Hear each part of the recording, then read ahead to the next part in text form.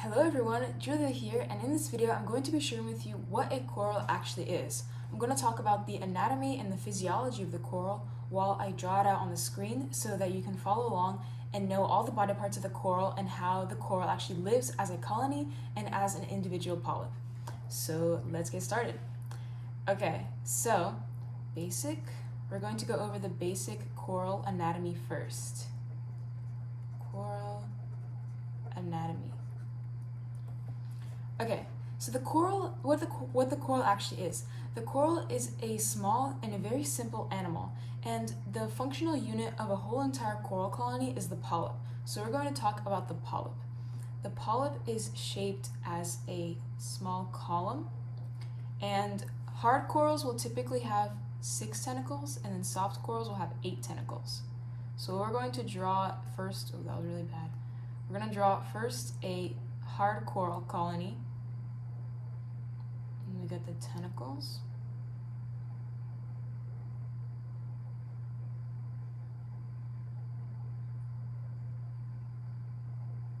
Okay.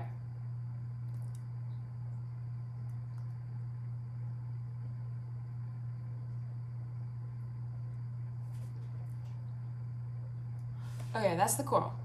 And then this is like the corals that we see in many reef aquariums and also in the wild. The coral body is called the column because it is a cylindrical tube that goes up and out, and this is the coral skeleton. And then obviously these are the tentacles that I just drew, so tentacles. This is the mouth of the coral.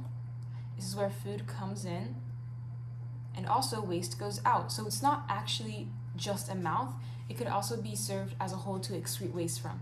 And this is the only hole that is in the coral body. This is the only hole that it has. And then around the mouth, we see that there is a circular pattern, or not pattern, but there's a circular disc, and this is called the oral disc. Oral disc. Because it sits on top of the column that the body is, and it is round and it is surrounding the mouth, and then surrounding the oral disc is the tentacles. And then next we have what is in here, what is inside the coral. So in the coral there is a empty space, and this is the stomach of the coral. It's also called the gastrovascular cavity. So what does that mean? Gastro is stomach, and vascular is circulatory. Cavity is empty space. So stomach, circulatory, empty space. What does that even mean? Well, this empty space of the coral serves as a stomach and also a circulatory system for these animals, because corals do not have complex circulatory systems like higher animals. Like they don't have veins, they don't have arteries, they don't even have blood vessels, and they don't have a heart to pump blood or to pump liquid around its body. So it has to use this gastrovascular cavity in order to circulate everything that the coral uses, such as nutrition and also waste products, to excrete out this hole. And in the gastrovascular cavity, I drew them as squiggly lines, and these squiggly lines are called mesenteries. And mesenteries are basically like folded up bands, like folded up tissue of the gastrodermis, which is the tissue that makes up the gastrovascular cavity. These mesenteries are folds in the cavity that provide more surface area for absorbing nutrients in digestion, because we know that it's important for a tissue to have high surface area when it is meant for digesting food. And also mesenteries, they also provide structural support to the column, because the gastrovascular cavity is an empty cavity, so it needs to have more structure and support, and these mesenteries provide just that. Okay, next, I forgot to talk about this, but near the mouth, this little this like little bump, that is called the peristome. And these peristomes are like the lips of the coral, which is really cute. In some corals, you can see them very prominently, like in the sun corals or the Duncan corals, but these are basically little they're near the opening of the mouth so that it can control the food that comes in, and it can also control that cavity. So like what enters this gastrovascular cavity. And then right over here, right before the gastrovascular cavity in the mouth, this is called the actinopharynx. And this area here is just a place where the food, upon entering, will go into the gastrovascular cavity. We'll talk about this organelle later, but here is where there's a lot of cnidocytes. And cnidocytes are stinging cells that paralyze food, and in the actinopharynx, there is a lot of cnidocytes to further paralyze the food in case the tentacles haven't gotten them yet. And the tentacles, they actually do the bulk of the stinging. So corals are cnidarians.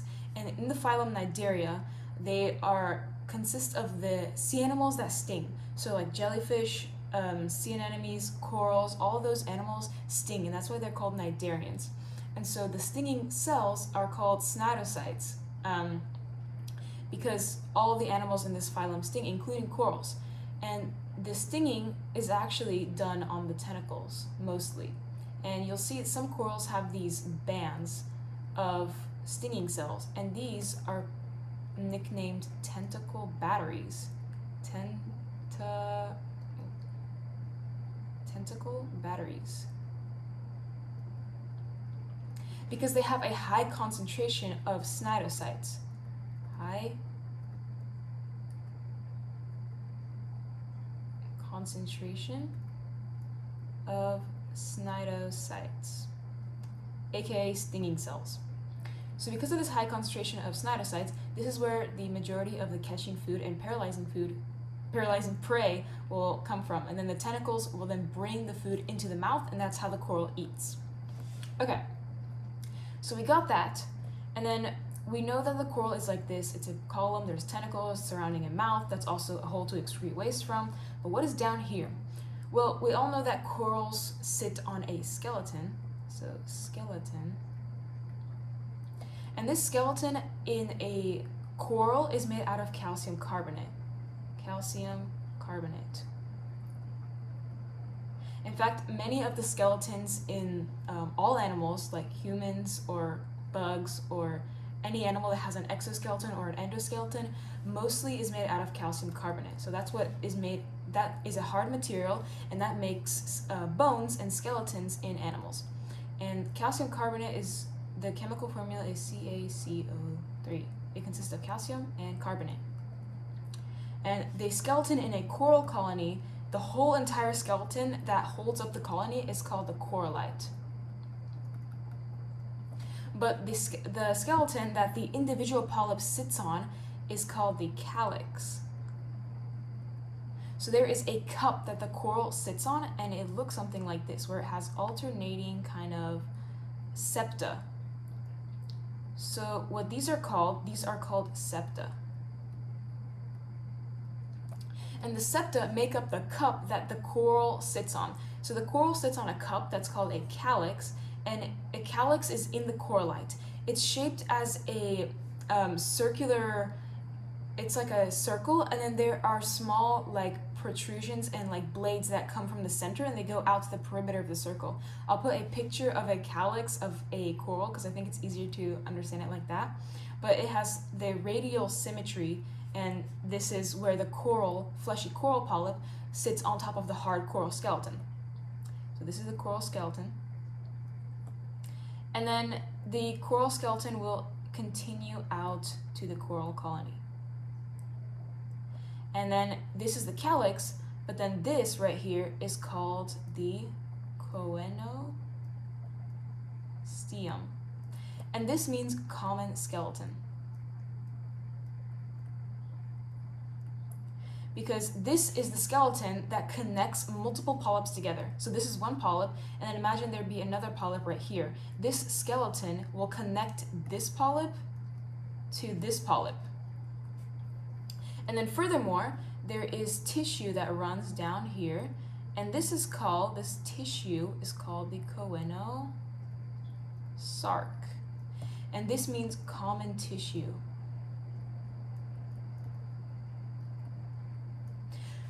So we got the common tissue and also the common skeleton that the coral polyps will share in between them. That is how the coral polyps connect to each other in a colony, because coral polyps, although they are animals in themselves, the coral is the actual colony that consists of all the individual polyps together. And this choanosarc and choanosteum, the common tissue and the common skeleton, that's how the polyps are connected in between with each other. Let's go ahead and draw that right here as well.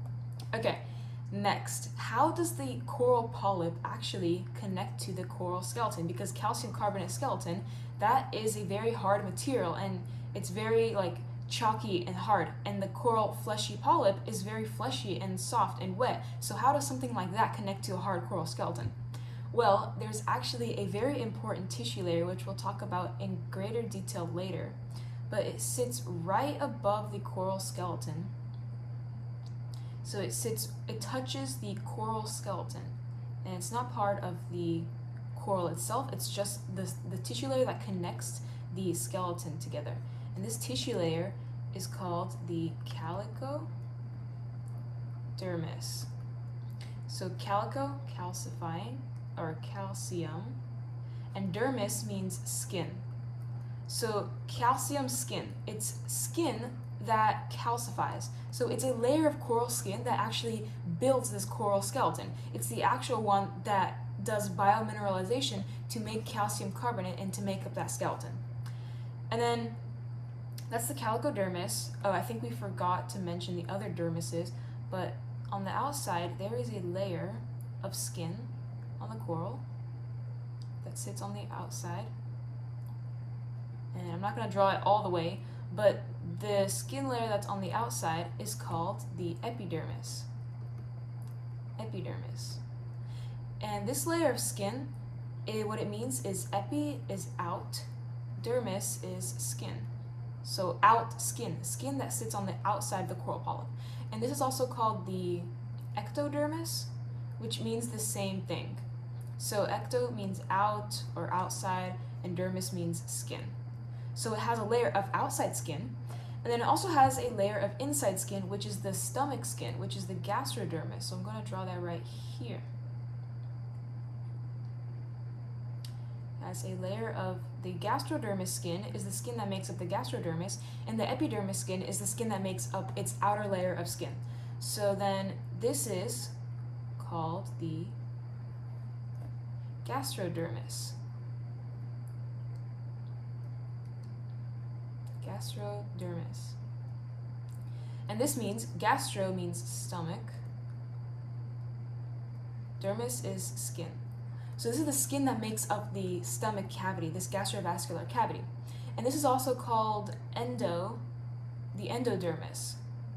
And endo means in, and dermis means skin. So in skin, or skin that is on the inside of the coral body.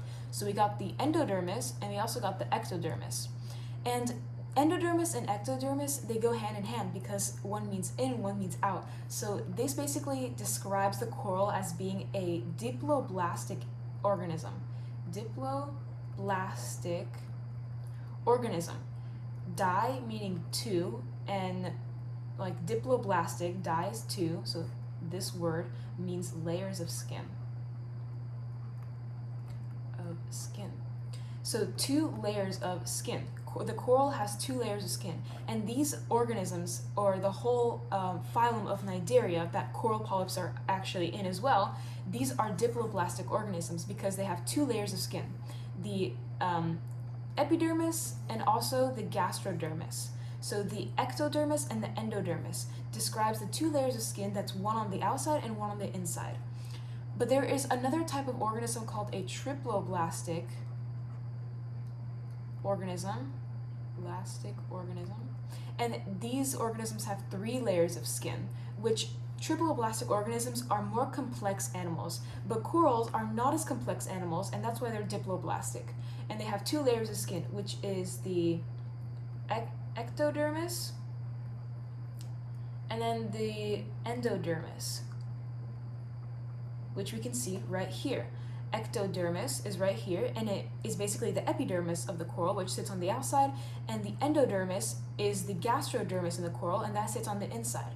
But triploblastic organisms, they have 3 layers of skin. The ectodermis, which is the outside layer of skin, the mesodermis, which means middle skin. So mesodermis means middle skin. And lastly, the endodermis, or the inside skin. So triploblastic organisms differ from diploblastic organisms because they have this middle layer of skin called the mesodermis. And the mesodermis consists of connective tissue, muscle, blood, and bones, and other types of tissues that are present in between the outside skin layer and then the skin layer that makes up the stomach. So humans are triploblastic organisms, but corals are diploblastic organisms. But there has to be a middle layer of something, because otherwise, if corals just consisted of 2 layers of skin, they'd be like thin as paper and they couldn't live as an organism and as a colony. So what they have in the middle right here, it's not blood, it's not connective tissue, it's not muscle, it's actually something called I don't want to write on the other things. It's something that's called mesoglia. So instead of having a mesodermis, they have a mesoglia. And mesoglia means, meso means middle, and glia means glue. So mesoglia means middle glue. And what is middle glue? Well, it's basically the connective tissue that serves as glue that is present on the middle tissue of a coral. So it's present in the middle of the coral. It's sandwiched in between the epidermis and the gastrodermis. And this mesoglia has many interesting properties, which we'll get into when we talk about the epidermis. Mesoglia is, okay, we'll list out the characteristics of mesoglia. What even is mesoglia? Mesoglia, middle glue, it describes a gelatinous layer of connective tissue that is acellular, which means that it has no cells, it's sticky, and it consists of mostly water. Like more like 95% water. Mostly water, 95% water. Those are the characteristics of mesoglia. I'm gonna look at my notes to see if I missed anything. Yeah, it's a glue, sticky substance. Yeah, it's jelly and there's no cells in it. It's just a jelly layer of connective tissue. And connective tissue is basically a tissue that the only purpose of it is to connect. So connective tissue connects different types of tissue, such as the skin tissue, like the epidermis and the gastrodermis, together. And the mesoglia also functions as a hydrostatic skeleton.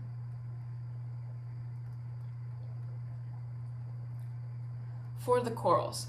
So a hydrostatic skeleton, what does that even mean? Well, doesn't the coral already have a skeleton right here, which is made out of calcium carbonate? Well, that's true.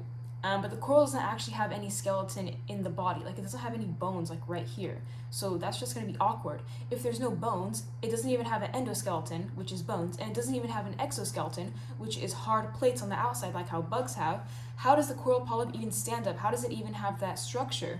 Well, it has something that's called a hydrostatic skeleton. And the hydrostatic skeleton is consisting of the mesoglia. The mesoglia is responsible for making that hydrostatic skeleton. So what a hydrostatic skeleton is, I'm going to draw it right here. A hydrostatic skeleton is a way to make structure of an organism only using water and hydro stuff. Hydro, water. Static is still, and a skeleton is like a structure. So water, still, structure. How does that even work? So let's look at the example of a caterpillar, because I think it's very easy to understand that. So a caterpillar is an organism that will eventually metamorphosize into a butterfly. And the caterpillar needs to eat a lot of stuff before it does that. And the caterpillar has no exoskeleton because it's not hard on the outside like how bugs are. And it has no endoskeleton because it has no bones in here. So instead, it only has a layer of tissue. And the caterpillar also has a lot of musculature. Caterpillars are very muscular organisms because they always move around to get to the food. And then they also have a lot of liquid in here, and that's called hemolymph. Hemolymph is a liquid in bugs because bugs do not have blood. It's a liquid that serves similar purposes as blood in humans, but they don't have a blood. It's called hemolymph. So inside the caterpillar is a bunch of muscles and hemolymph and no bones. So how does a caterpillar have a structure like this that allows it to move around and to stay as a solid organism? Well, it has a hydrostatic skeleton, which a hydrostatic skeleton is actually using this muscle and this blood as a wet substance, and it pushes on the outside of the cell wall. And this is the skin of the caterpillar that consists of cells, just like the epidermis of the coral. And the hemolymph and the muscles, they push on the outside of the skin layer and they create pressure. And that pressure allows it to stay as a caterpillar shape. It allows it to stay as this caterpillar shape, and it prevents it from drying out and becoming all wrinkly like that. So that's how the hydrostatic skeleton works in the caterpillar. But if there is a rupture in the caterpillar skin, if there is a damage caused by something, then the hemolymph will actually bleed out and the caterpillar will lose that hydrostatic skeleton, because if you can imagine, if there is a hole in a caterpillar and it bleeds out, then that's not a good thing, because the caterpillar becomes all wrinkly and it becomes dehydrated because all the hemolymph has bled out, and then eventually the caterpillar will die. So it's not a good thing. And so that's a hydrostatic skeleton in a caterpillar. You can also look at the example of a water balloon. A water balloon is a layer of rubber which is filled with a bunch of water, and this water pushes on the outside of the rubber to create pressure. And the pressure is actually what makes the water balloon a circle shape. But if the water balloon is popped, then the water balloon is just a wrinkly piece of rubber that has no water, which has spilled out of the water balloon, and now is not a hydrostatic skeleton. So this is a hydrostatic skeleton, and then once the water is popped out, it's not a hydrostatic skeleton anymore, because water makes a hydrostatic skeleton. And it doesn't have to be just water. In corals, since they are organisms and not water balloons, they're more complex, obviously. So the hydrostatic skeleton components are mesoglia. And mesoglia is a type of connective tissue, which is a gelatinous, acellular, and sticky kind of connective tissue, which still has a lot of water in it and functions as a hydrostatic skeleton to keep the coral polyps upright, and also to keep them like fleshy and have a certain shape. So this mesoglia is pushing on the outside of the coral polyp, and that's how it keeps its shape. Okay, so that was the mesoglia. And then I haven't talked about what is down here. So we know that there is a gastrodermis with mesenteries in it, and this is an empty space. But then what is down here? So we know that this is the coral skeleton basically, and then this is the calicodermis that connects to the coral skeleton. But then where does the gastrovascular cavity end? Does it touch the calicodermis? Well, okay, before we get to that, the gastrovascular cavity actually will extend out into the choanosarc, into these tunnels.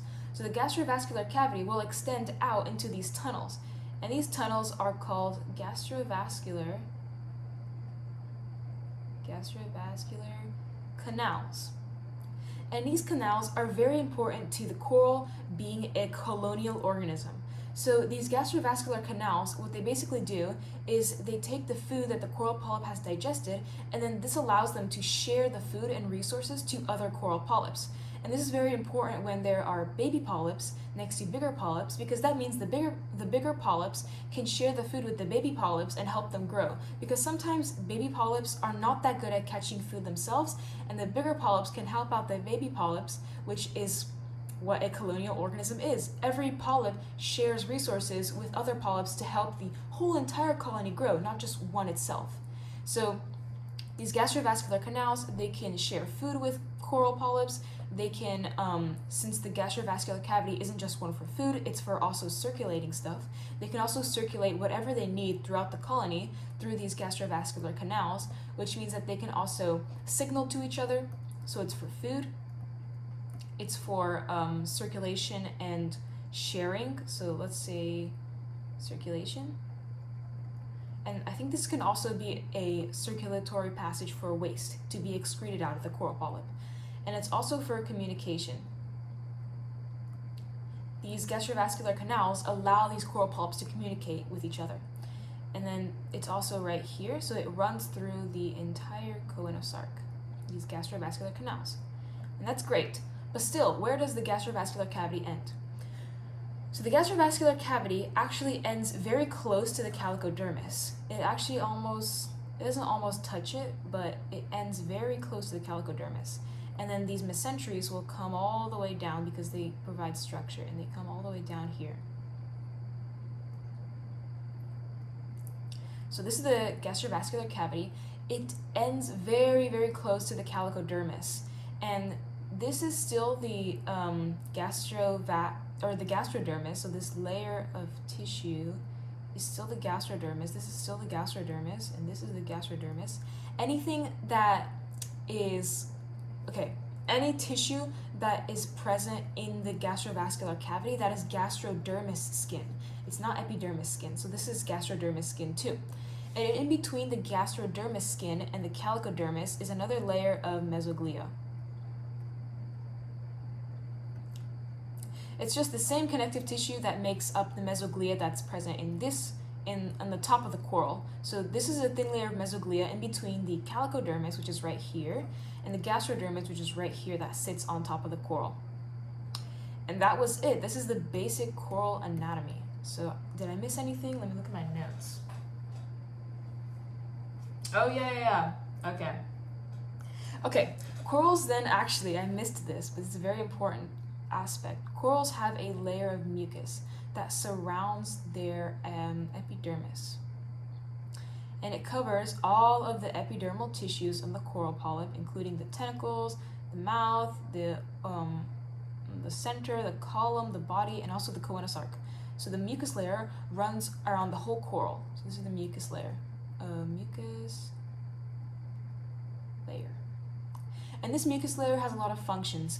It catches food, it traps debris, it could trap bacteria and pathogens, and also other types of things that would be bad for the coral. And this is how the coral protects itself from the outside seawater, because the ocean could be a very harsh environment, because seawater could have a lot of rogue particles like debris and stuff that would cause irritation to this delicate coral tissue. And since corals are diploblastic organisms and the epidermis consists of only one layer of cells, then this means the corals are very delicate, and any damage can cause, and any type of mechanical stimulation to the coral can cause damage to it. So it needs to protect itself by a layer of coral mucus. And the coral mucus also protects it from UV radiation, so it acts as a sunscreen for the coral so that they don't get too much UV radiation, which could cause death. And then next, I also forgot to mention this, but the corals actually have stem cells near the gastrodermis. So these are stem cells. Because corals need to reproduce, they do reproduce asexually by budding, which allows them to grow identical coral polyps next to it, and then it builds a whole colony of coral polyps that are genetically identical to each other. And it needs to have stem cells to do this, because stem cells are basically cells that can differentiate, which means they can turn into other types of cells. So stem cells could turn into other types of body cells, and they need these cells in order to reproduce. And then corals can also reproduce sexually with sperm and eggs. They release these out into the water in a broadcasting event where they release sperm and eggs, and then they combine in the water column and they make a new coral. And it's not really that significant to learn about coral reproduction if you're like trying to keep aquariums, if you're trying to keep corals in aquariums, but just so that you know, the coral gonads are right here. And the gonads are the organs that store the sperm and eggs so that the corals can reproduce. And these are close to the gastrovascular cavity. They're like right here. They may be like on the mesoglia or on this layer. Okay, so that was all of the anatomy. This is the simple anatomy of the coral. Yeah, if you want to take a screenshot, go ahead and take a screenshot, but I hope you're drawing all this. No, I'm kidding. So that was basic coral anatomy. Now we're going to talk about in detail about the epidermis. So this is the epidermis. We're going to blow up the image and we're going to talk about the epidermis in detail. So let's go ahead and open a new file. Okay, let's look at the epidermis in detail. Epidermis. Okay, so as we know, the epidermis is the outside skin. So out skin. This is the layer of skin that actually is on the outside of the coral polyp. So when you see a coral polyp, you see the outside, and that layer on the outside, that's called the epidermis. So the epidermis is made out of cells. It's an actual dermis layer, so it's made out of cells, and its skin is made out of cells. So we have these cells, and these are basic cells. They have a cell wall, they have a nucleus, which is a circle that I draw in the middle of them. They have simple organelles, like for example, the endoplasmic reticulum, and they have mitochondria, they have ribosomes, they have other cell organelles, they have vacuoles, they have the Golgi apparatus. They're just simple cells with a simple cell organelles. If you don't know a lot of cell organelles, that's okay, you don't have to know all of them, but just know that they're simple cells and they have a nucleus and other cell organelles. And these cells are called epithelium cells. So before we draw more, I'm going to describe to you what is epithelium. So epithelium is tissue that makes up skin. So epithelium describes cells that are continuous in the type of cell, and it's a continuous layer of cells that the cells are connected to each other and the cells are similar to each other. So it makes in a continuous tissue. And there are three types of cells there are three types of epithelium. First are columnar epithelium, which are column-shaped cells. And then next are cuboidal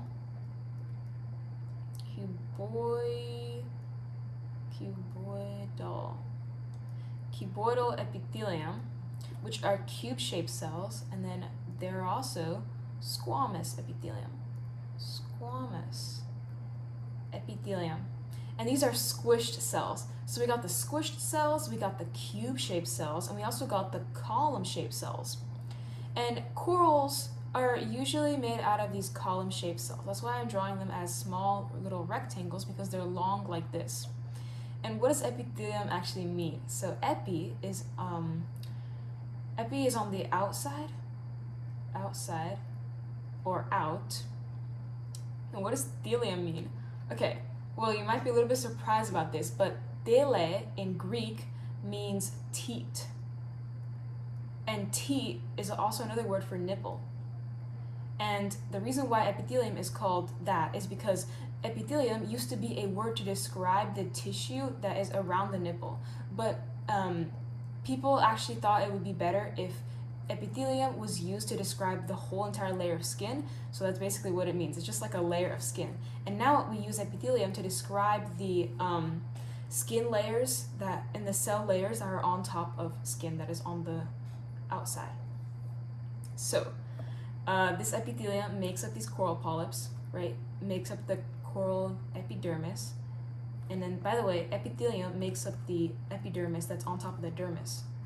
So in humans, the epidermis is our topmost layer of skin. And this epidermis is on top of the dermis, which is a bloody connective tissue layer, which has blood vessels and also muscle, and also other type of cells.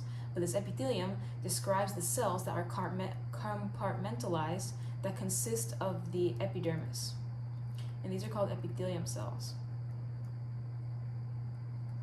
So anyways, the coral polyps are made out of these epithelial cells, and these epithelial cells, they have something on them called cilia.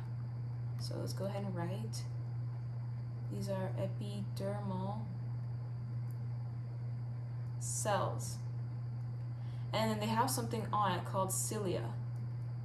And cilia is a hair-like projection that protrudes out of the cell surface, and the cilia have a purpose in moving coral mucus that sits on top right here. So this is the coral mucus.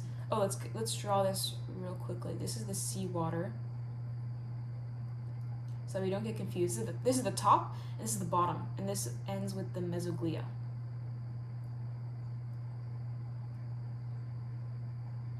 So this is the coral mucus that sits on top, and the cilia, their purpose is to move the coral mucus, and they do this in a synchronized beating motion. So the cilia sit like this, and then they'll synchronously beat like next to each other in order to move this layer of coral mucus, and they move this layer of coral mucus to the mouth where the coral could then digest whatever it needs to, and then they also move this coral mucus layer when the coral has to shed its coral mucus layer.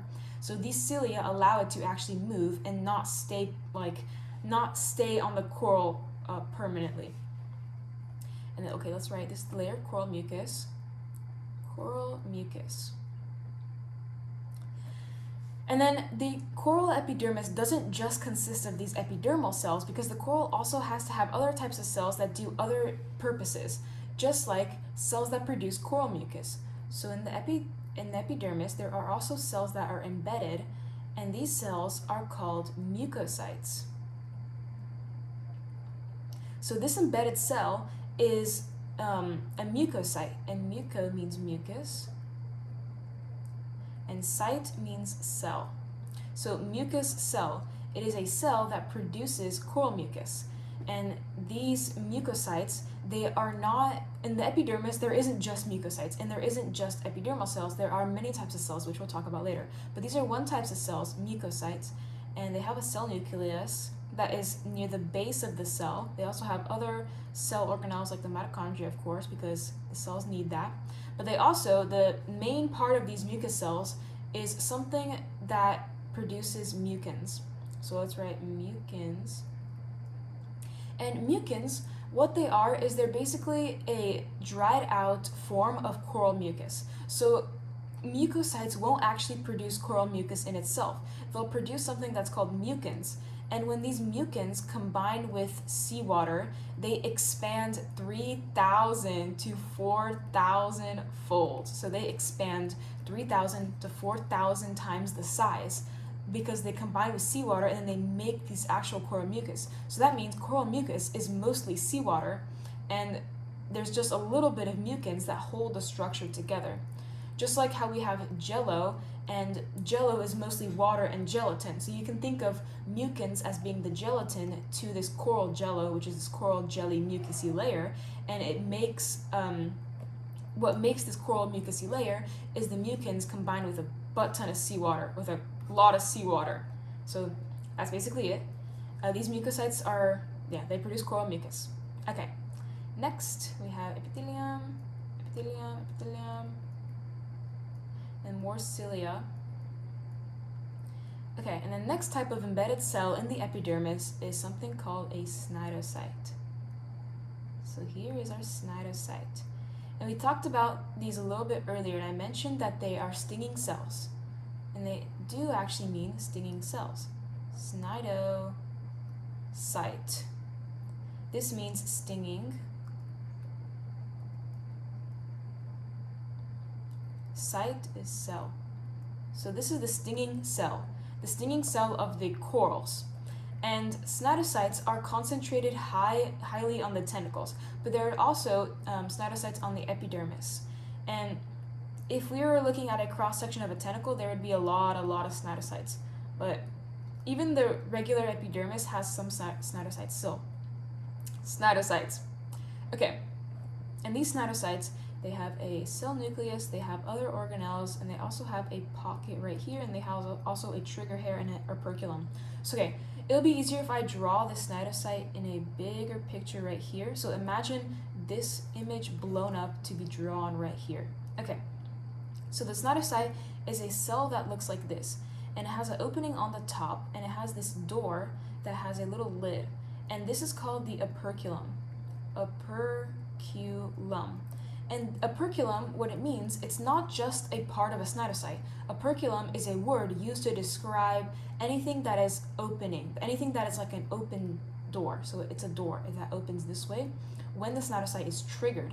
And the cnidocyte is a stinging cell, so when it's triggered, it produces a stinging response. And this is how these cnidarians sting their prey.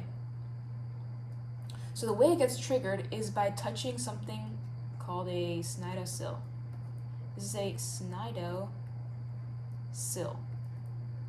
And this basically acts as a trigger hair.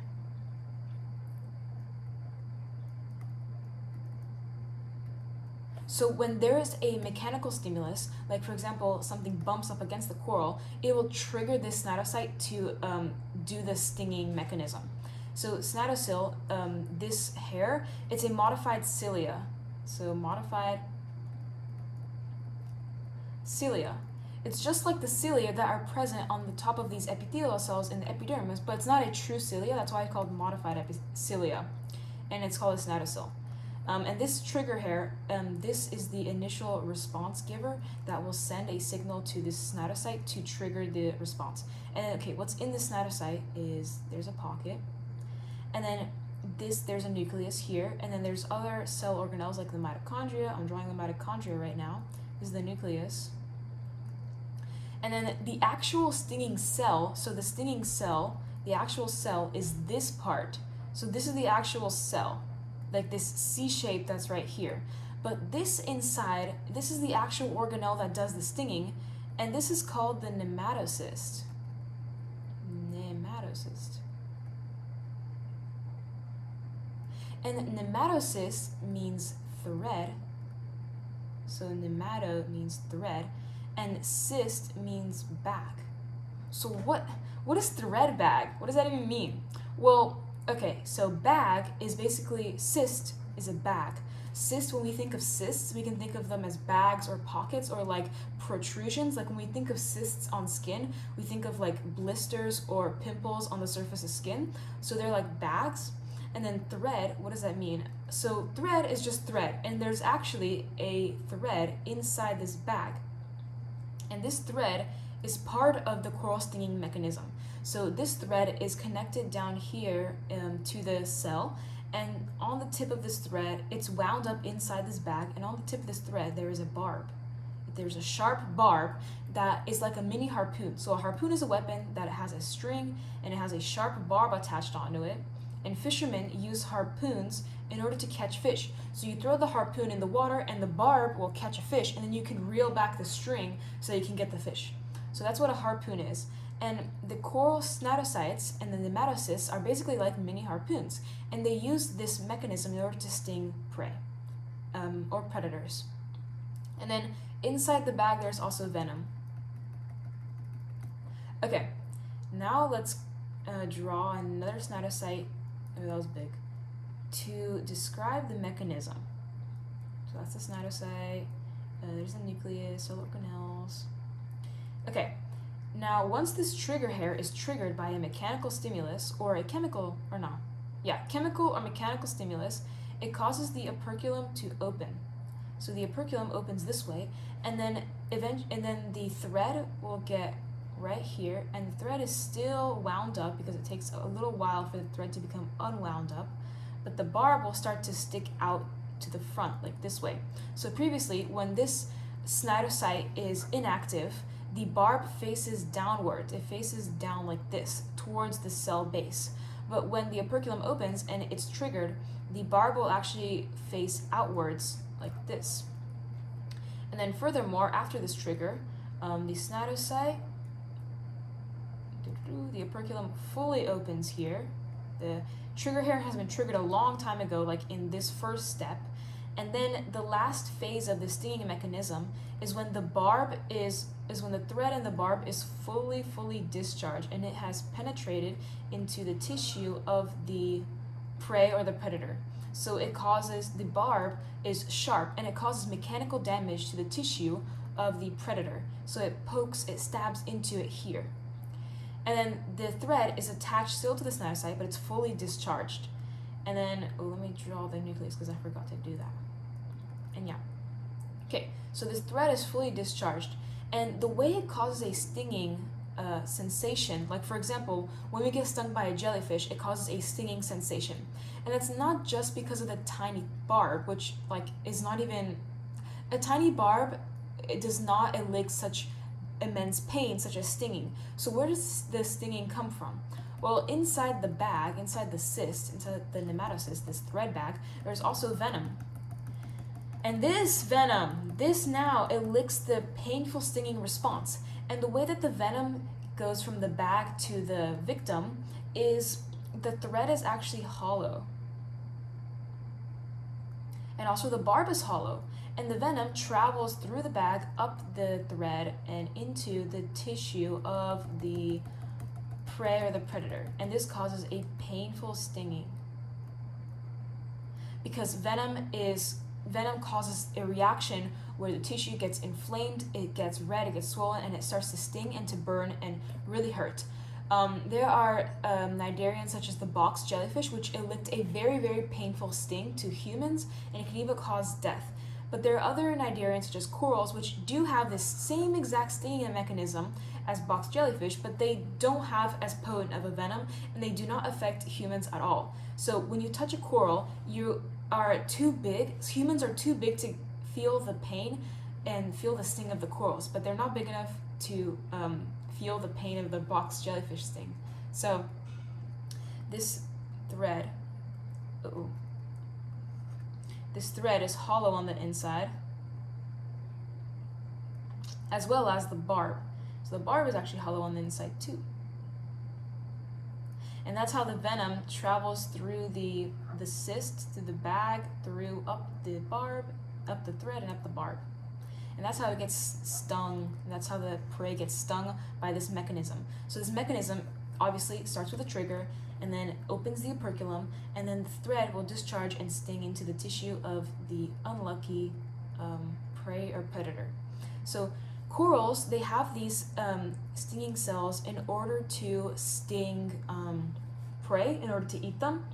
So when a small piece of prey comes along, like a copepod or a fish, the barbs will catch it, and then the venom will be toxic enough for the small prey to die. And then when the small prey dies, the coral will then ingest it to eat it. Okay, and then that was the nematocyst. That's basically a cnidocyte cell. A cnidocyte has a nematocyst inside it. So the nematocyst is inside the cnidocyte in this bag. Okay, and that was the cnidocyte. And then next, let's keep drawing. Epithelium, epithelium, epithelium.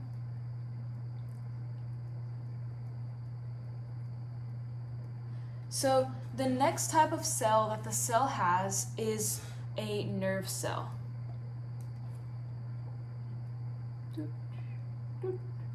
A nerve cell. And this is a nerve cell. It's also called a neuron. Nerve cell. And then nerve cells, their main purpose is to sense stuff. So nerve cells in higher animals and humans, they sense stuff like pain, touch, pressure, sight, smell, all types of senses that we have, like the 5 senses. But in corals, the nerve cells are not actually that complex. So the nerve cells in corals, the only thing that they can sense is mechanical and chemical stimuli. So a stimulus, like something that happens to it, either mechanical or chemical, it can sense that. So, okay, also these nerve cells can also be called neurons, by the way. Neurons. So when a coral senses something, like something brushing up against it, it will cause a response to, the coral will respond to curling up. So when we touch a coral, immediately after, what happens is the coral starts to curl up and protect itself. And that's a defense mechanism to protect its delicate tissue from potential harm. So this could be in the form of mechanical stimulus, which it will sense that, and then we'll talk about it later, but the neuron is connected to the muscle, which causes it to elicit the response. So this is how it senses the response. This is how it senses the stimulus, and then the signal gets sent throughout this neuron, and it goes to the muscle, where then it could respond to the stimulus. So the nerve cell has this right here, and this is a cilia, and this is a very long cilia that is meant for sensing. So let's say sensory cilia. This sensory cilia right here, this is what senses the stimulus, and it can either be mechanical or chemical. So mechanical could be prey or predator touching it. Prey or predator. It could be intense water movement, or it could be also something that lands on the coral, maybe like a piece of debris or something. And chemical is chemicals that the sensory cilia can also sense as well. And these chemicals could be food particles like amino acids, like the chemicals, amino acids, and also sugars, because corals are animals and eating is a very important part of coral health, so they need to be able to sense when food comes along. And these neurons can sense when food comes along, and then it can also elicit a response. For example, the tentacles can go and grab the food. And that's basically what the nerve cell is.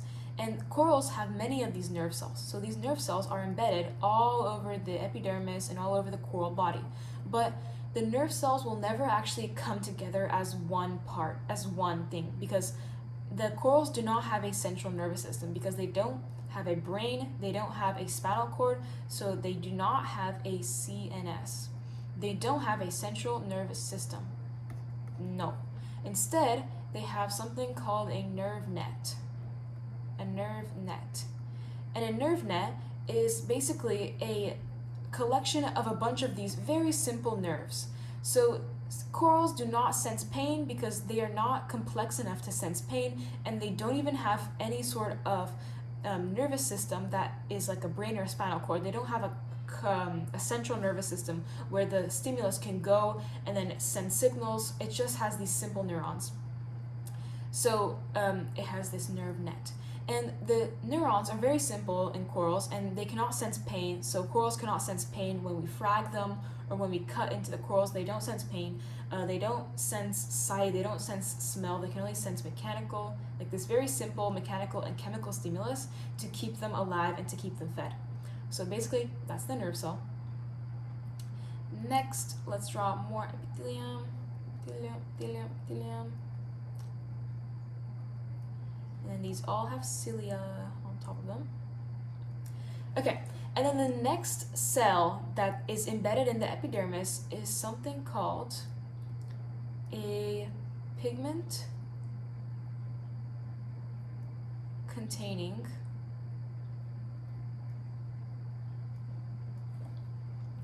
granular cell. So pigment-containing granular cell, what is this?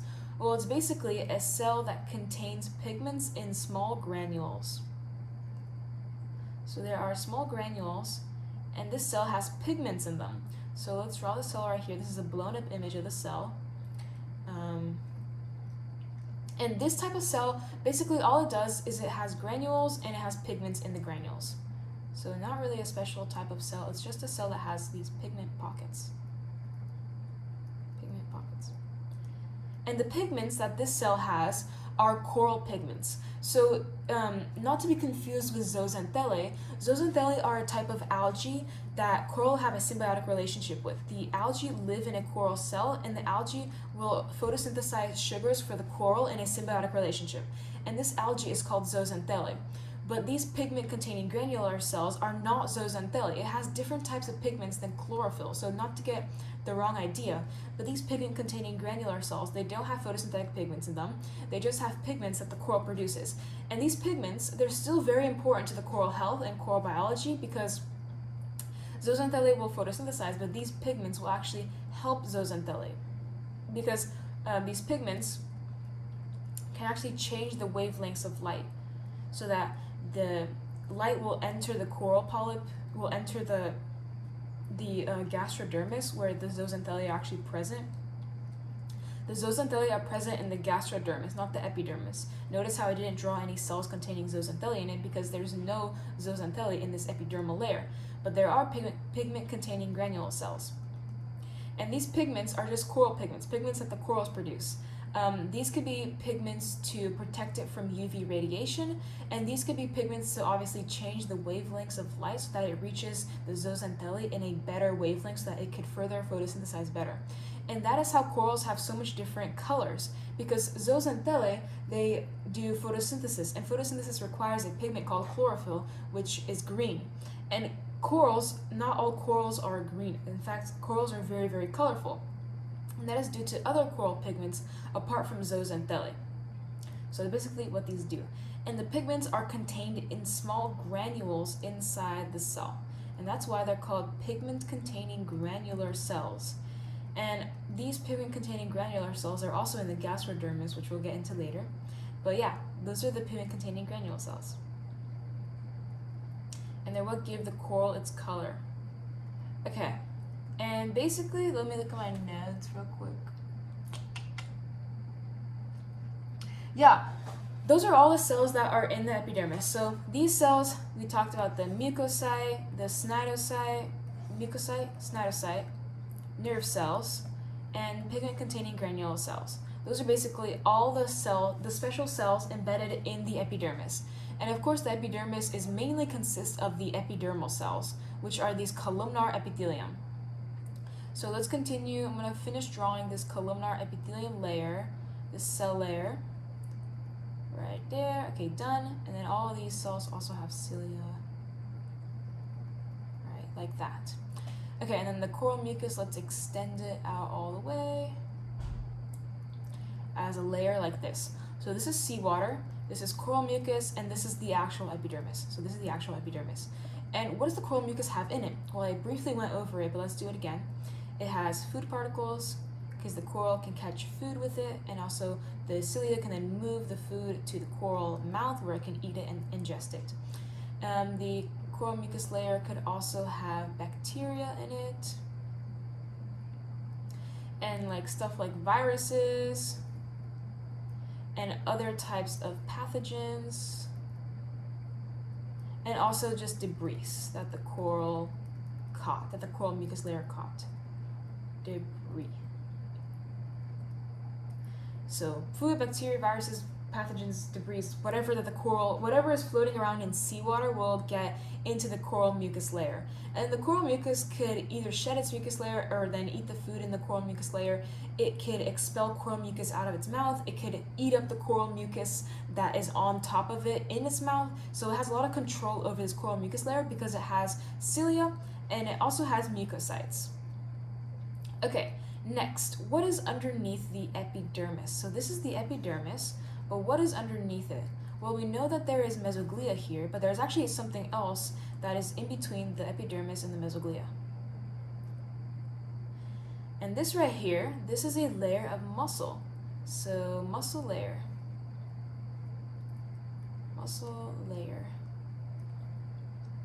And this muscle layer consists of longitudinal muscle.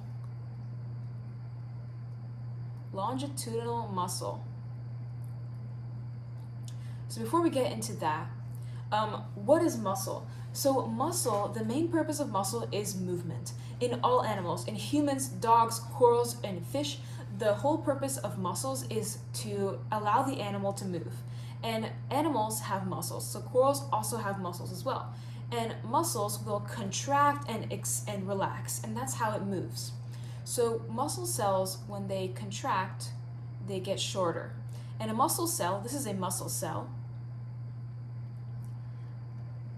And a muscle cell could also be called a muscle fiber because muscle cells are very, very long. And that's why they're also called fibers. And they have one point of attachment and another point of attachment. And then when they contract, they get smaller. They squish up into these tiny, like smaller cell. They squish up like that. So this allows corals to do a little bit of movement because they only have one muscle layer. This is the only muscle layer that it has. And the muscles run longitudinally.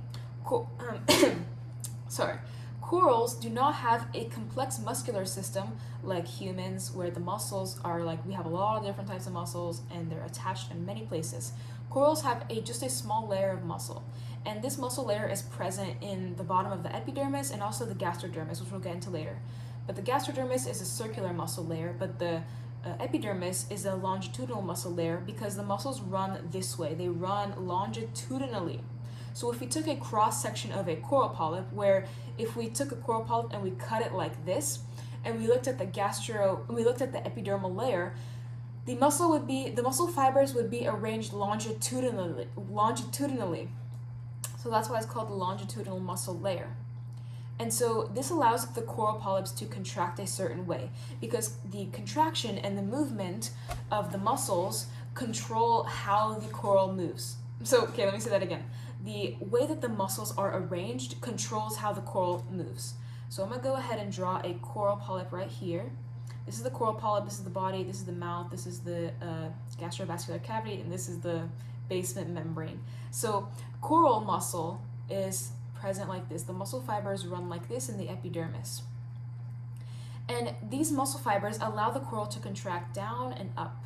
It allows the coral to contract this way and this way. So it allows the coral to contract like that, like this. So when we touch a coral, these muscles allow it to go down into its skeleton and hide there. And this is the longitudinal muscle, but it also has circular muscle, which runs this way. So it only has two muscle layers, which run, this is a longitudinal muscle, and then also, this is the circular muscle. The circular muscle is actually part of the gastrodermis, but the longitudinal muscle is part of the epidermis. So that's basically what it is, longitudinal muscle. There we go. Okay, and then that's it. That's for the longitudinal muscle. And then past the longitudinal muscle is when we get into the mesoglia. So I wrote some characteristics about mesoglia before in the previous drawing, but now I want to actually list out the components of the mesoglia. So let's go right over here and let's write the components of the mesoglia. And again, mesoglia means middle glue. Middle glue. Because corals, remember, they have an ectodermis, ectodermis, and they have a mesoglia, mesoglia, and they have an endodermis. And the mesoglia is just in the inside, is in the middle, because they do not have a mesoderm. Instead they have the mesoglia. So what's inside the mesoglia? What's inside the middle glue? So obviously we mentioned that it's 95% water. 95% water is this mesoglia. So this is all 95% water. Okay, next, mesoglia has a little bit of proteins, sugars, and lipids. So mesoglia has a little bit of proteins, and proteins are basically workhouse molecules. They are molecules that will do a certain thing. They have a specific function. There are many different proteins with many different functions. So proteins could be sensory proteins, they can be transport proteins, they can be structural proteins, they could be signal proteins, and also defense proteins. So there are many, many different types of proteins, and all organisms have proteins in them. And the mesoglia is a major place where proteins can be stored in a coral, and proteins can do all different types of functions. So we have them floating around in the mesoglia, and then there's also sugars floating around in the mesoglia. And the main sugars that are present in the mesoglia are some sugars called mucopolysaccharides. Mucopolysaccharides. What this means is muco means mucus, poly means many, and saccharides is a building block of sugar. So mucopolysaccharides. So it has these sugars, which a saccharide is basically a single building block of sugars. And a polysaccharide is multiple of those building blocks of sugars connected to each other in a complex sugar molecule thingy. And this is a polysaccharide, and it's a mucopolysaccharide because of the name mucopolysaccharides. And muco is what gives them the mucousy type of structure. So mucopolysaccharides are what give the mesoglia its like mucousy kind of like jelly structure. And these polysaccharides are present in the mesoglia. These are sugars, and sugars are not just energy molecules. So sometimes when we think of sugars, we think of energy molecules, and then they give energy, like in the form glucose gives energy, and sugars are a carbon molecule that give energy, but they're not just energy molecules. They're also structural molecules. Sugars can be structural molecules, and they are, for an example of a structural molecule that is a sugar is chitin. Chitin is a sugar molecule that is present inside the exoskeleton of bugs, which gives it its structure, as well as the calcium carbonate structure that makes up the exoskeleton. And another structural sugar is also cellulose. Cellulose is a polysaccharide present in plant walls, in plant cell walls, and they give it its upright structure.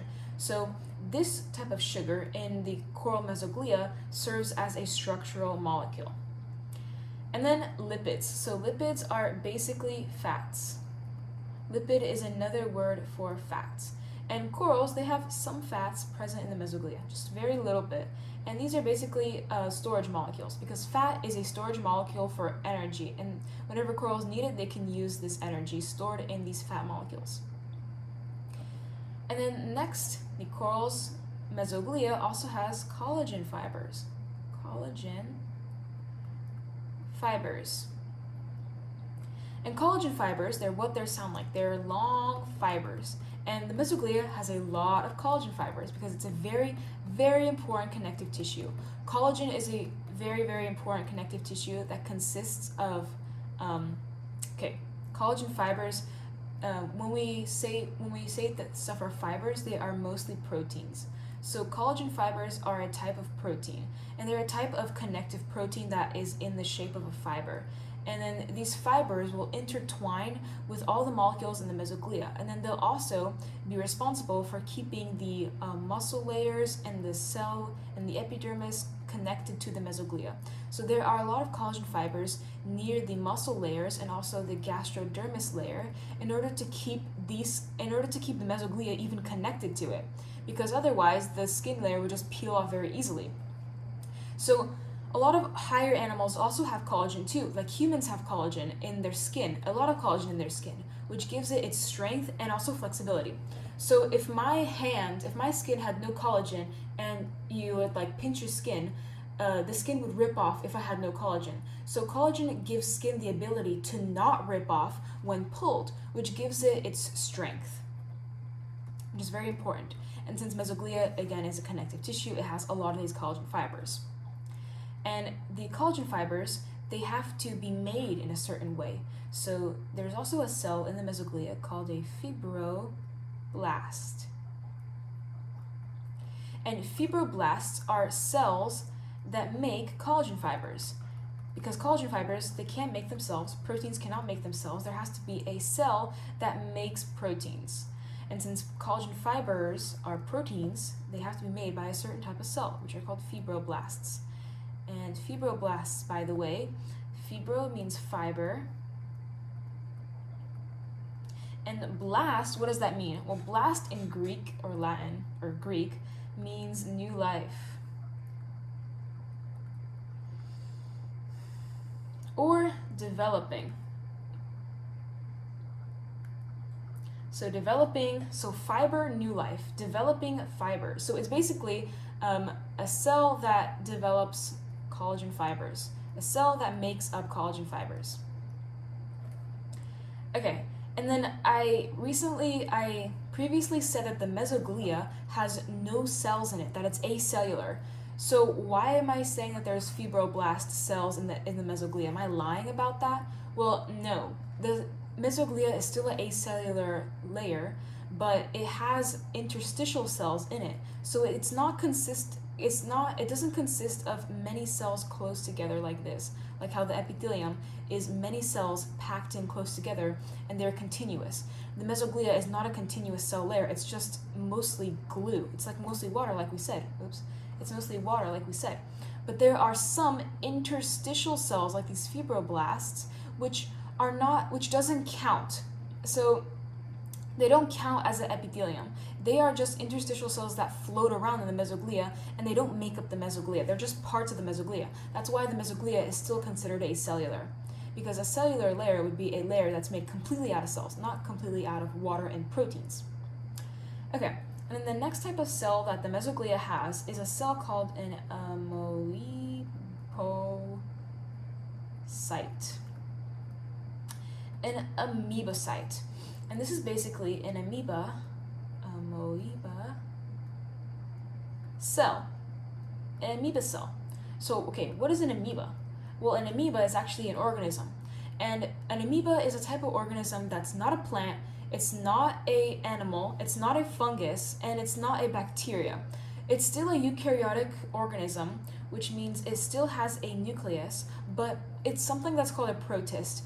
A protist is not a plant, not an animal, not a fungus, or not a bacteria. And an amoeba is basically a single-cell eukaryotic organism that functions as a interstitial cell in this coral mesoglia. So amoebas could be solitary, which means they function completely on their own, or they could be part of an organism like a coral. And amoebas have this very interesting shape, like this. And they also have a nucleus, and of course other cell organelles. And the amoeba cells in corals are called amoeba cells because these types of cells, they move and they look like amoebas. So these amoeba cells in corals, they move like amoebas in the mesoglia. They're just floating around in the mesoglia, and they also look like amoebas, which are like they make these small protrusions, and that's how they move. Amoebas are motile animals, which means they can move. And the way what they do in the coral is they do something called phagocytosis, and that's their whole purpose. Phagocytosis. That's their purpose in the coral. And what that means is phago means eat or ingest. Cyto means cell, and cis is a process. So it means eat cell process. It's a process in which a cell will eat something. So this cell is going to eat stuff inside the coral mesoglia. Well, what does it eat? Well, it eats foreign molecules. Molecules that could cause disease in corals and that are not supposed to be there. Like, for example, bacteria or pathogens. The amoebocyte will actually engulf these molecules through the process phagocytosis, which is a cell eating something, and then it'll break down these molecules into smaller components, which then it could use for nutrition or then excrete as waste. So that's what these amoebocytes are there for. And since the coral doesn't actually have an immune system,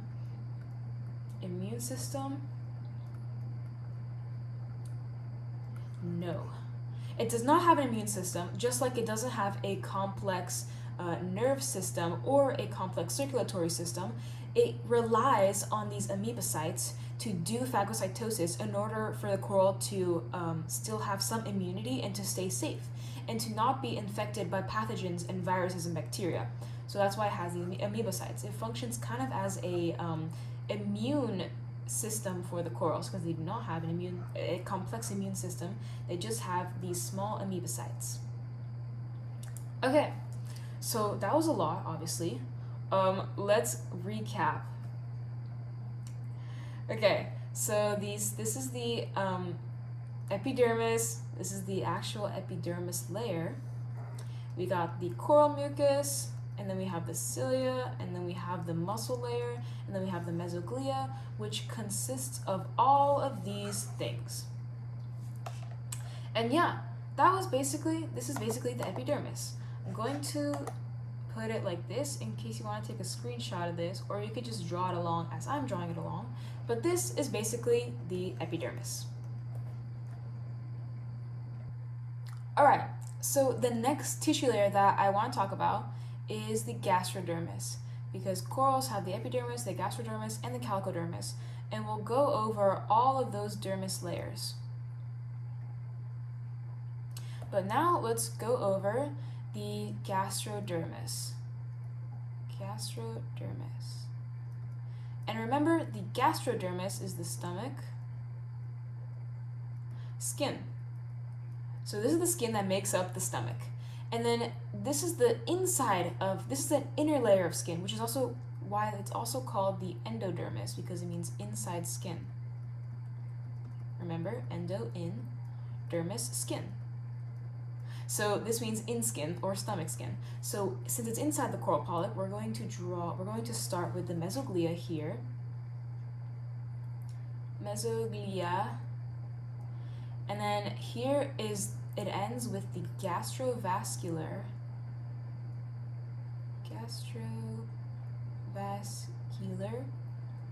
cavity. So it ends with this empty space here, and this is the mesoglia. Okay, so since the skin layer is on the outside of the gastrovascular cavity, we're going to draw it right here.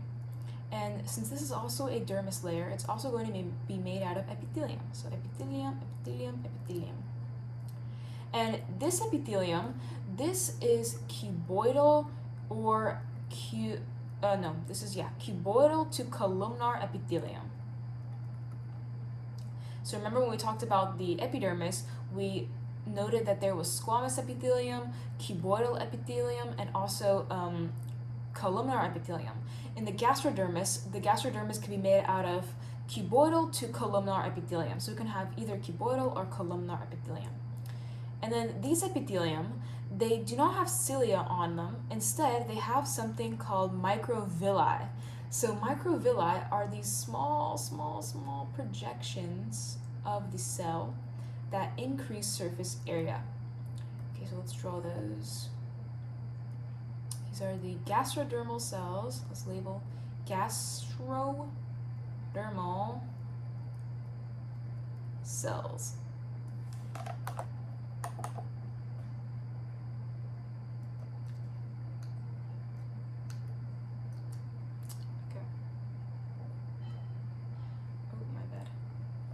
Okay, gastrodermal cells, and this is the microvilli. And microvilli, I'm gonna go ahead and draw a cell right here. Microvilli are basically these tiny projections that come out of the cell, and these microvilli are important for increasing surface area. And since this is a gastrovascular cavity, which is responsible for digesting food for the coral, it's important for there to have high surface area so that the cells can absorb the food. Because if the cell were like this and it had no microvilli, then this is limited amount of absorption area. But if you have microvilli, it maximizes the amount of absorption area there as possible. And this is very important for corals because they do not have a circulatory system, so they cannot circulate the nutrients that they get from digestion, and they can only digest it through simple absorption or diffusion through the cells. So when they digest the food and it breaks down, they can only diffuse it through the cells, and that's how they get all their nutrition. So having microvilli and an increased surface area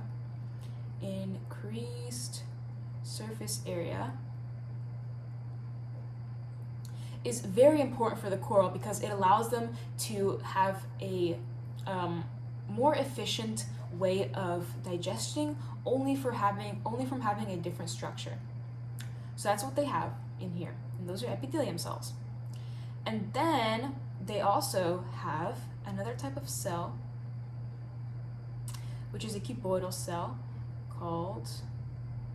this cell is called a symbiosome.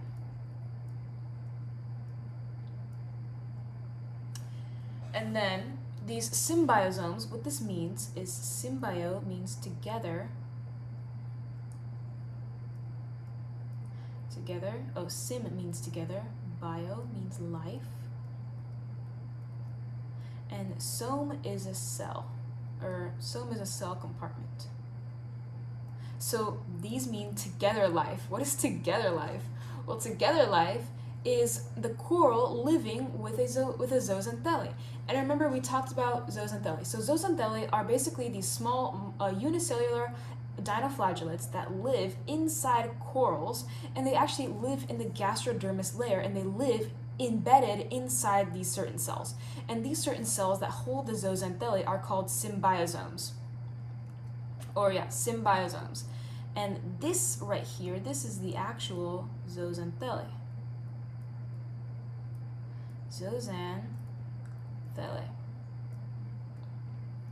And this is basically a dinoflagellate that lives inside the symbiosome. And then let's blow it up right here, the image. These cells are mostly cuboidal, and they have this is the symbiosome, so the cell itself is the actual symbiosome.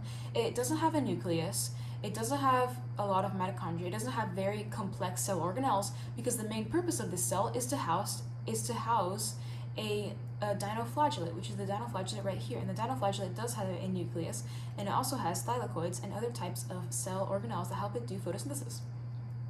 And the symbiosome, the dinoflagellate, is encapsulated in another layer called the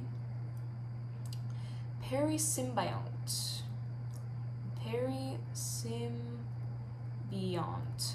And peri means around, and symbiont means the symbiont. So the symbiont is the together life, so around the together life. So this is a membrane, this is a cell membrane that's part of the symbiosome cell that the coral makes to encapsulate the zooxanthellae. So this is around the symbiotic organism, and this houses the zooxanthellae.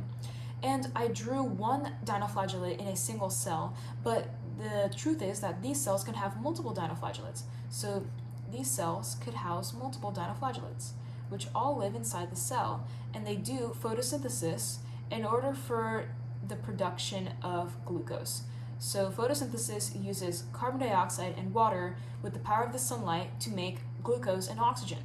So glucose and oxygen, these are the products of photosynthesis, and that's what the zooxanthellae does for the coral. So the zooxanthellae will give the coral glucose and it'll give it energy. And that's how it uses this to its advantage. It's a symbiotic relationship between the coral and the algae in order for the algae to help the coral, and the coral gives the algae a home for it. And this is a symbiotic relationship, and this is how it works. This is how the coral has housed the zooxanthellae in these cells. Oops.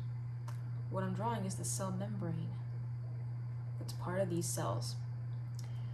Okay, and then the coral uses a lot of these zooxanthellae. So I drew one here, but in fact the gastrodermis consists mostly of these cells because it's a very important symbiotic relationship. And this is where the coral gets the majority of its sugar content from and its carbon from, because sugar is basically C6H12O6. This is the chemical formula for glucose, which is what the zooxanthellae produce. And this carbon is an atom that the coral needs for nutrition, and it gets 99% of this carbon from zooxanthellae and not from the food it eats. So that's why it's very important. And it has a lot of zooxanthellae.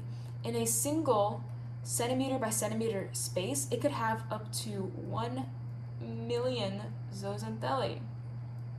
Just crazy. So imagine there's a million dinoflagellates in this tiny 1 centimeter by 1 centimeter space. Let's write centimeter squared. It have 1 million zooxanthellae, which is absolutely crazy. Okay, next. Let me look at my notes. All right. So that was the symbiome cell that has the dinoflagellates. And then next, what else does it have? So epithelium. Another thing that the coral has in its gastrodermis is something called a enzymatic gland cell. Enzymatic granular gland cell. Granular gland cell. Okay, that's a big mouthful, so let's break that down. Enzymatic means enzymes. And enzymes are chemicals, are proteins and chemicals that are produced by the cells that speed up chemical reactions. So these enzymes are there for the purpose of speeding up chemical reactions. And digestion is a big chemical reaction process. Digestion uses a lot of chemical reactions, and in order for it to happen quickly and efficiently, there needs to be enzymes in order to speed that up and make it more efficient so that the coral can digest quicker. And a lot of digestive processes use a lot of these digestive enzymes, and enzymes are the key to digesting fast. So enzymatic, granular cell. So we talked about granular cells a little bit before, and they basically mean a cell that has granules in it. And these granules, they are cell granules, and inside the granules, instead of having pigments, they have enzymes. So the enzymes are present inside the granules like this. But the way they differ from the pigment-containing granule cells like we talked about is they are gland cells. So they are glands. So what is a gland? A gland is something that produces a substance. So a gland could be, for example, a sweat gland, which produces sweat for the purpose of regulating body temperature and excreting toxins. It could be a sebaceous gland, which is a gland that produces oil in order to keep the skin hydrated, or a ceruluminous gland, which produces something called cerumen, more commonly known as earwax, in order to keep the ear canal free of bacteria and pathogens. And these glands, those are all human glands that I have described, but corals have glands as well. They don't have sweat glands or sebaceous glands or ceruminous glands, but they do have enzymatic glands. And glands, what do these glands all have in common? Well, all of these produce a substance which does a specific function. And this type of cell produces substances, which are enzymes, which have a specific function of speeding up chemical reactions by glands. So gland is basically, it produces this stuff. So the only difference between the pigment-containing granule cells and these types of granular cells is these enzymes will be produced out. These will go out of the cell and they will go into the gastrovascular cavity. So these enzymes travel into the gastrovascular cavity because it's very important for the food to be digested. And these enzymes need to touch the food in order to digest it, obviously. So these are the enzymes. And they go into the gastrovascular cavity. So how do they go from these packeted granules go into the gastrovascular cavity? Well, they do this by a process called exocytosis. And exocytosis means exiting or exit. Cyto means cell. And cis is a process. Just like phagocytosis, if we break down this word, it means exit cell process. It's a process in which substances will exit from a cell. And how this works is we have a cell. So we start with this cell. And then inside there are pocketed granules filled with enzymes. And then the enzymes, the granules, will come close to the perimeter of the cell, so the cell membrane. The granules will come close to it, and then the membrane of the granules will fuse with the membrane of the cell so that it looks something like this, and then the enzymes are still in here. And that's the middle, that's the second step. So 1, 2, and then 3. What happens in exocytosis? The enzymes get released. So it's very simple. Basically, granule starts right here. Granule membrane fuses with the cell membrane like this, and then the granule membrane becomes the cell membrane, and that's how the enzymes are released out into the environment. So this is outside in the environment, and this is inside the cell. So this is inside the cell, and this is outside the cell. That's how the granules go from being inside the cell. They go to the edge of the cell, they fuse with the membrane, and then they release the enzymes out of the cell. That's basically what there is. And there, of course, there's a lot of granules. So let's draw a lot of granules that haven't been released yet through the process of exocytosis. And through this process of exocytosis, it controls the amount of enzymes released. And that's actually a very clever way to control the amount of enzymes released, because since they're pocketed up as granules, the coral chooses, or the cell chooses how much granules to release. And since there are a lot of granules, there are always pockets filled with enzymes in order for there to be digestion happening. So that is how these enzymatic granular gland cells produce enzymes, which speed up chemical reactions such as digestion in order for the coral to digest food. So that's basically how these work. Okay. Enzyme digestive juices. Yeah, okay. So that was the enzymatic gland cell, and then next, what is there? Let's keep drawing a little bit. Epithelium. Oh, and just as a note, these symbiosomes are very numerous. So even if I draw epithelium, I'm just drawing them as I'm just drawing all these special cells as interstitial cells. So that's why I'm using these epithelium as like a placeholder. Okay, and the next type of cell that it has is a pigment-containing granule cell. So just like the epidermis, the gastrodermis also has pigment-containing granule cells.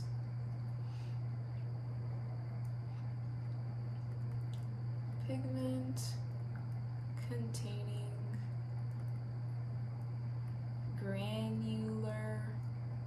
cells.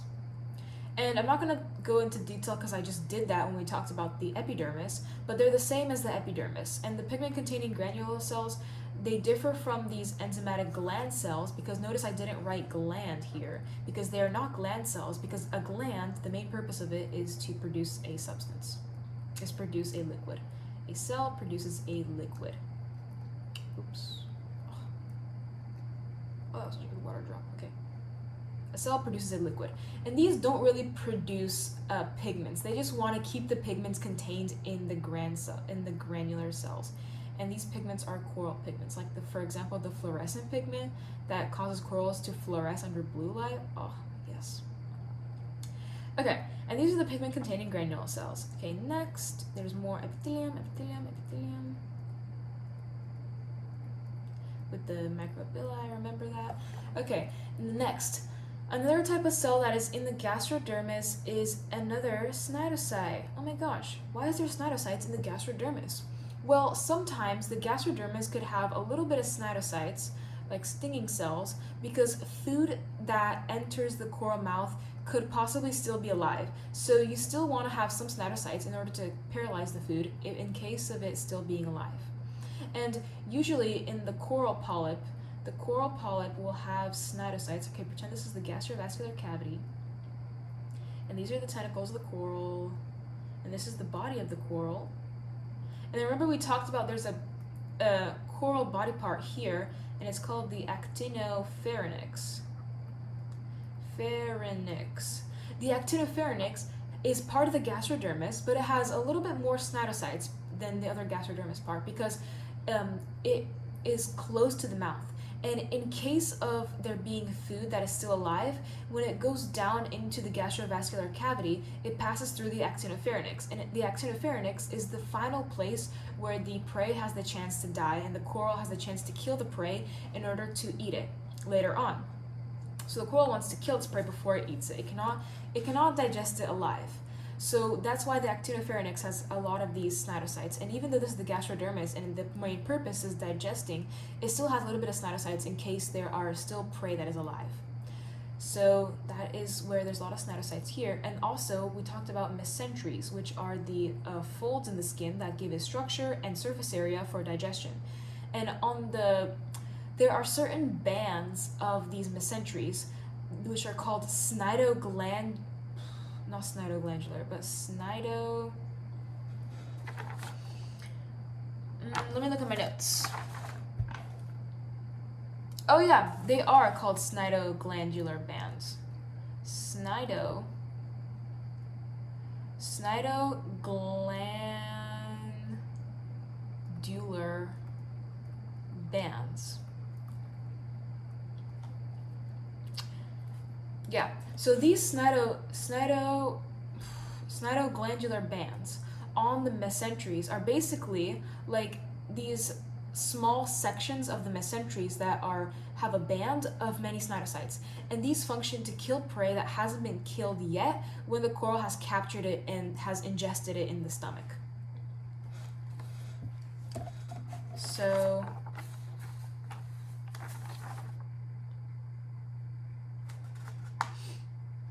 okay, that was it. So they have a little bit of cnidocytes here. Okay, next, more epithelium. Okay, what else does the gastrodermis have?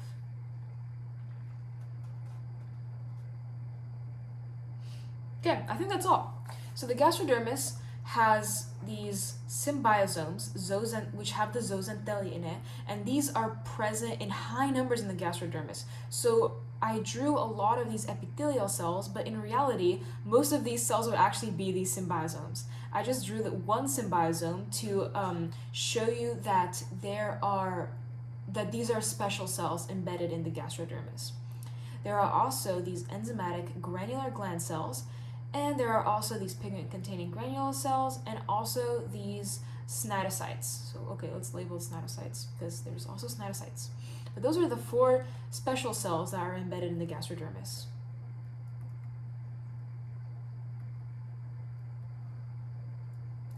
Okay, let's continue. Let's finish this layer of the gastrodermis.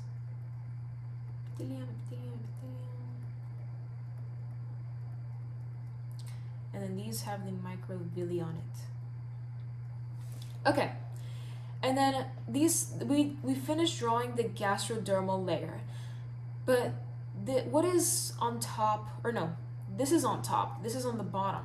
So what is on the bottom of the gastrodermal cells? On the bottom of the gastrodermal cells is another layer of muscle. Just like the layer of muscle on the epidermis, the gastrodermis also has another layer of muscle, and it touches the mesoglia. So this is the mesoglia. Like we talked about, the mesoglia has a lot of collagen fibers, and the collagen fibers are connected to this muscle layer, and these collagen fibers connect the muscle layer to the rest of the mesoglia, but this muscle layer is the circular muscle layer.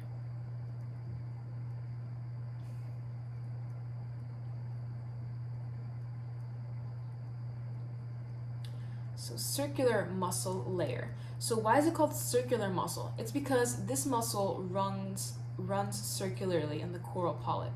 It does not run longitudinally. So it actually runs kind of like this, like the muscle fibers run like this, which I'm going to draw it like this because a muscle is like a muscle fiber, a muscle cell.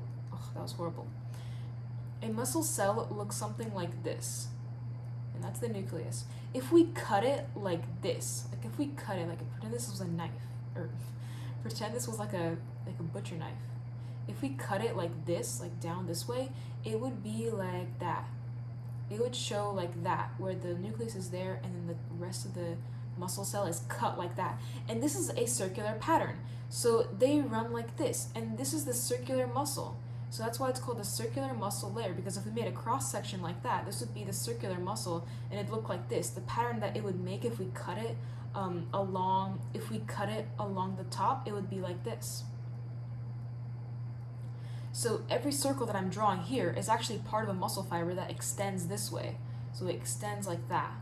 Like there we go. But I'm drawing it as a flat layer, so that's why I'm drawing it like this. So this is the circular muscle layer. And this circular muscle layer also has similar functions to the other muscle layer that's present in the epidermis. Basically, locomotion. Locomotion is basically movement of animals. And there also needs to be a circular muscle layer in the gastrodermis to control the movement of the gastrovascular cavity. So the gastrovascular cavity needs to squish together, and also it needs to move in order to like kind of mix the food and to mix the enzymes and to make the digestion process happen quicker. But it squeezes the coral polyp this way. So these are the muscle. This is the coral polyp. Remember, these are the tentacles. This is the basal plate, whatever. These muscles squeeze the coral polyp inwards and also outwards. When the muscle cells contract, okay, so the coral polyp is like this. When the muscle cells of the gastrodermis, they contract, they squeeze the coral polyp, like they squeeze it together. And they, when they contract, they'll make the coral polyp smaller. Similarly, the other muscles, like we talked about, like the longitudinal muscles, they'll squeeze the coral polyp downwards, while these ones squeeze the coral polyp inwards. Okay, that's the muscle layer. Of the gastrodermis, the cord is connected by more collagen fibers, and whatever is in the mesoglia. A lot of different random things in the mesoglia. Okay, next, what is here? So here, this is the gastrovascular cavity, and I said it was the gastrovascular cavity. So this is actually the top of the cells, and this is the mesoglia. This is the bottom of the cells, and they are connected to the muscle layer, and these cells are basically what is here is the gastrovascular cavity, and this is the empty space. And inside the gastrovascular cavity is where digestion takes place. So there will be a piece of food that will float around, and the food gets broken up by these enzymes. The enzymes go to the food, and then the enzymes speed up the breaking down process, aka the catabolic process, which is breaking down food. And the food turns into smaller particles of nutrition, which then will get diffused by the cells. And the cells, the way they absorb food, since corals do not have intestines, they absorb food through diffusion, directly through their epidermal cells. And that's how the nutrients get transferred through the whole entire coral polyp. And that's how digestion works in corals. Okay, I'm gonna look at my notes to see if I miss anything.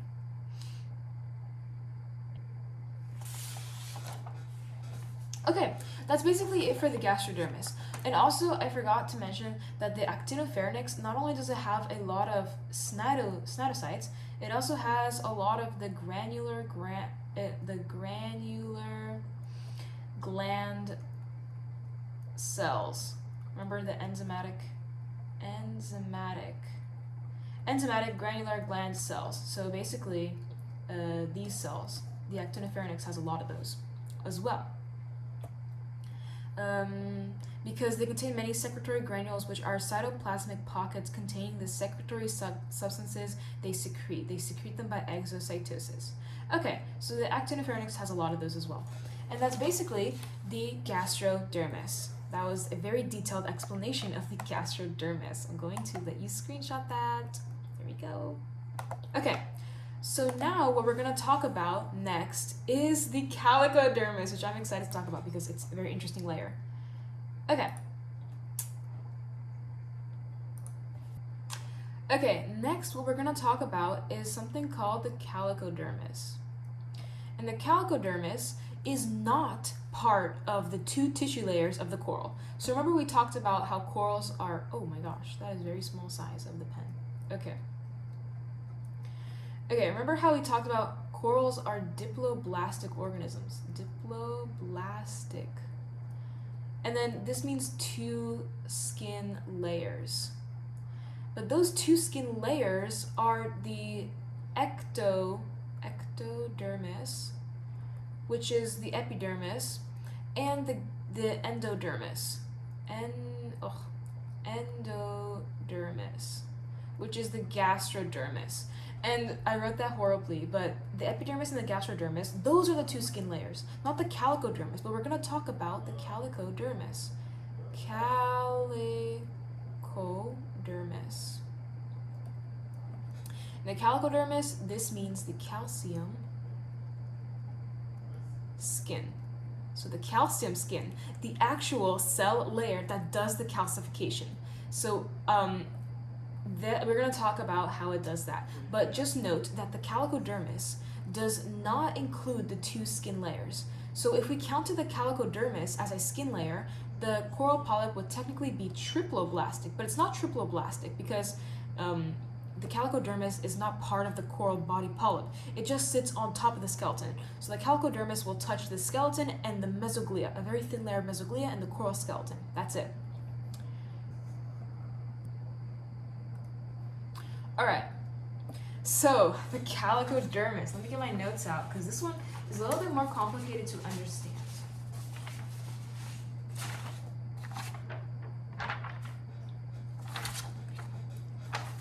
Alright, so this means the calcium skin. So we're going to start with the skeleton on the bottom, which is made out of the calcium carbonate, CaCO3. And then here is the mesoglia. And here would be the gastrodermis. So this is the gastrodermis, and this is the gastrovascular cavity. This is another layer of the gastrodermis. Okay, I drew that kind of horribly. Let's do that again. This is the mesoglia, and then this would be the layer of the gastrodermis. Remember how we talked about there was a thin layer of a gastrodermis? So if we continue this rectangle, this would be the gastrodermis. This would be the gastrovascular cavity, and this would be another layer of the gastrodermis. But the way they differ is this is the oral gastrodermis, and this is the aboral gastrodermis. And what this means is, when we use the word oral, which means mouth obviously, we're talking about a relative position. So oral is where the mouth is. Oral is on the top, where the mouth is. Aboral is where the opposite of where the mouth is. So aboral is where the base of the coral is, and the oral is where the top of the coral is, because the mouth of the coral is on the top. So this is the aboral gastrodermis. And then here is a layer of the mesoglia. And then here would be the calicodermis. So let's go ahead and draw out the calicodermis. The calicodermis consists of cells that are columnar to cuboidal. Oh wait, and they're not simple, they're stratified. Okay. So the Calicodermis, they're not one layer of cells. They're actually kind of stacked on top of each other like this. And they can still be like columnar, and they're just like kind of randomly stacked on top of each other like this. Like that. And these are still epithelial cells. So let's write calicodermal cells. And these consist of epithelium. But these epithelium are columnar to cuboidal, and they're also stacked on top of each other. They're kind of stacked like this, as you can see.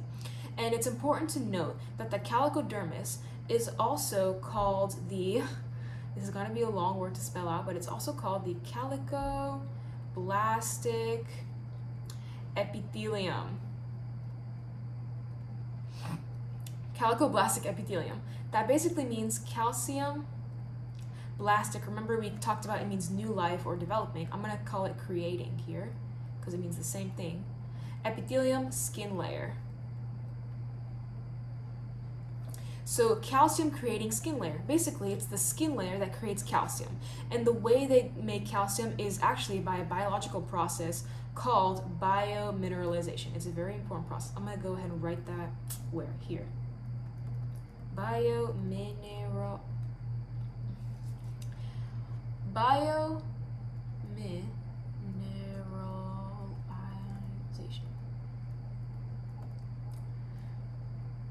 Star that because it's very important. Biomineralization is the process in which the corals create their calcium carbonate skeleton that sits on the bottom of them. And this basically means, if we break down this big word, it means life, mineral, obviously we know what mineral means. It's a hard substance. Mineralization, that's like a process. So life mineral process, a process in which it involves living things to make minerals. So it's a process which involves living corals that make minerals. And these minerals are calcium carbonate crystals. Calcium carbonate crystals are what makes the coral skeleton, because the coral skeleton is made primarily out of calcium carbonate. And in life, these are the corals. And the process is biomineralization. Okay, there we go. So, calicodermal cells. Okay, so we got the calicodermal cells. Next, this is the mesoglia. Calicodermal cells. There are not a lot of cells embedded into this calicoblastic epithelium layer because the calicoblastic cells themselves make up the majority of what they do. So the calicoblastic cells will actually do the calcifying for the coral themselves. And they can also be squamous, by the way. So epithelium, it could be columnar, it could be cuboidal, or it could be squamous, because these are kind of stratified. These are kind of stacked on top of each other. And this layer sits right on top of the skeleton. So this it doesn't sit right on top of the skeleton. We'll get into that later. Okay, let's continue drawing out the calicoblastic epithelium. Alright, so I went ahead and drew the rest of the calicoblastic epithelium because inside this calicoblastic layer, there are no embedded cells. Like there's no mucocytes, there's no cnidocytes, there's no like symbiosomes, there's just these types of cells. And what these types of cells do is they do biomineralization. But they do it in kind of a more complex process than just dropping off calcium carbonate in the skeleton. They actually secrete a layer, this right here, and this layer is called the OM, also called the organic matrix. The OM, organic matrix. So what organic matrix means is it's organic. Organic means anything that is involved with life. So the skeleton is not actually organic because it's dead. Like the skeleton is calcium carbonate, it's not tissue. The organic matrix is inorganic material secreted by these cells. But the organic matrix is actually very important for the coral calcification process because the organic matrix makes the blueprint or the scaffold for biomineralization of calcium carbonate crystals to occur. So before the skeleton can actually start to form on its own, it needs this organic matrix layer in order to lay down a blueprint or a scaffold or kind of like a framework for how the calcium carbonate crystals will form. Oh, these are crystals. They're not collagen fibers, but these are crystals, for how they will form. So it's very, very important for that. And these calicodermal cells, they can't produce skeleton right away. They have to be able to produce OM first. Okay, let me look at my notes. Oh yeah, this organic matrix can also be called the extracellular calcifying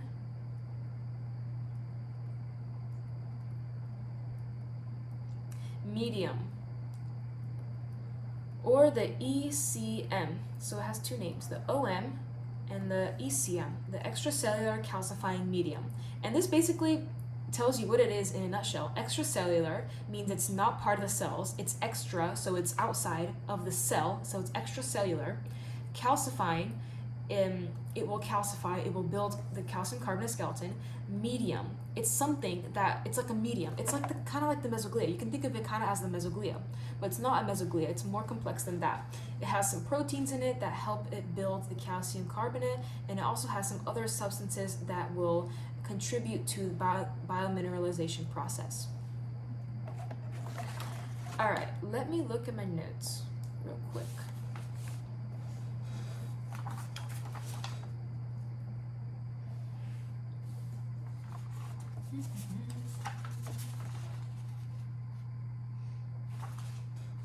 All right. Okay, so this ECM, this organic matrix, what it has in it. So we're going to go and list that right here. Components of the extracellular calcifying medium. All right, so this extracellular calcifying medium is secreted by calicoblastic cells, so it's secreted by these cells, and it contains collagen fibers, which are like the same collagen fibers that we talked about with the that's the mesoglea. So it has collagen fibers, like these collagen fibers, because it still needs proteins to make the structure, and it needs these collagen fibers to connect these fleshy little cells to the organic matrix, and it also needs collagen fibers to connect the organic matrix to the skeleton, because it's awkward, or not awkward, but it's kind of weird for such fleshy wet stuff to connect to such hard calcifying stuff. So it needs this interstitial layer, which is the OM, which is the organic matrix. It needs this because to connect this layer into that layer. And in this layer it has proteins which are semi-wet and also semi-sturdy, so it's perfect to have collagen fibers there. And these collagen fibers are produced by the calicoblastic epithelium. It also has laminins, which are glycoproteins. So this organic matrix layer, it has a lot of proteins in it, because it has a lot of structural proteins in it, because structural proteins, they are the ones that make the layout of how the calcium should fit with the carbonate and how it should calcify. So it also has something called laminins, and these are glycoproteins, which provide structure in basement membranes or ground substances. So this is a ground substance, and this is basically a basement membrane for how the calcium carbonate will calcify. And these glycoproteins are shaped in like a cross shape like this kind of. And these are present in here to provide structure and to further make a blueprint of how it should calcify. It also has something called fibronectin, which, you guessed it, is another type of protein. Proteins, that is another structural protein that is present in this, so fibronectin. And then next it has calcium binding proteins. Calcium binding proteins. So these proteins, they're what they sound like, calcium binding. That's their purpose. It's to bind calcium ions to the organic matrix. So it has these proteins, and these proteins speed up the biomineralization process. They speed up the process in which corals make their calcium carbonate skeletons. And they also have carbonic. Oh, before we write the rest of this protein, calcium binding proteins work similarly as enzymes, which speed up chemical reactions, obviously, because a protein that speeds up a chemical reaction, which helps it calcium bind, could be considered as an enzyme as well. And they also have carbonic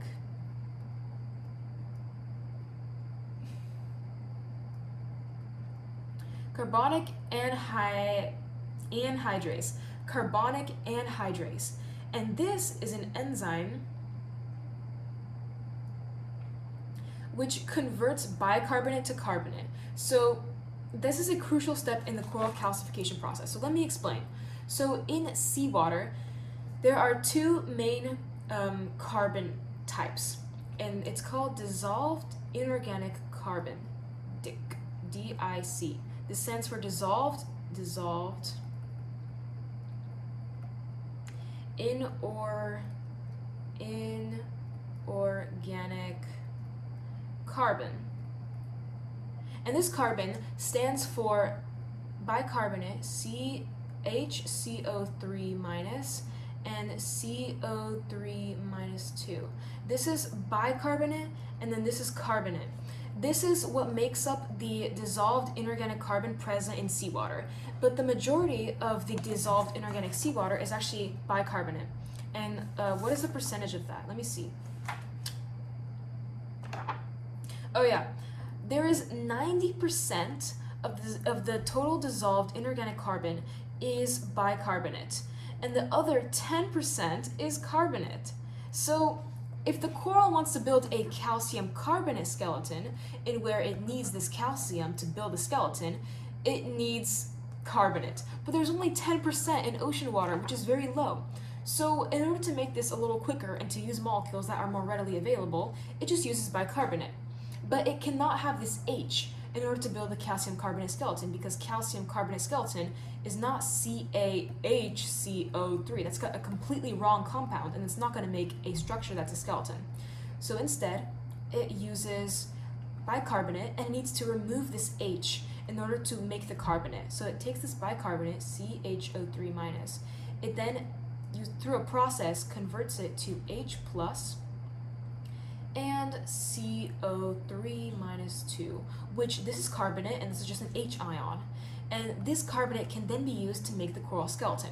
And this enzyme does exactly that. It turns bicarbonate into an H ion and carbonate. So it splits off the H from the carbonate. And it does this by a certain enzyme, which is a substance that speeds up chemical reactions.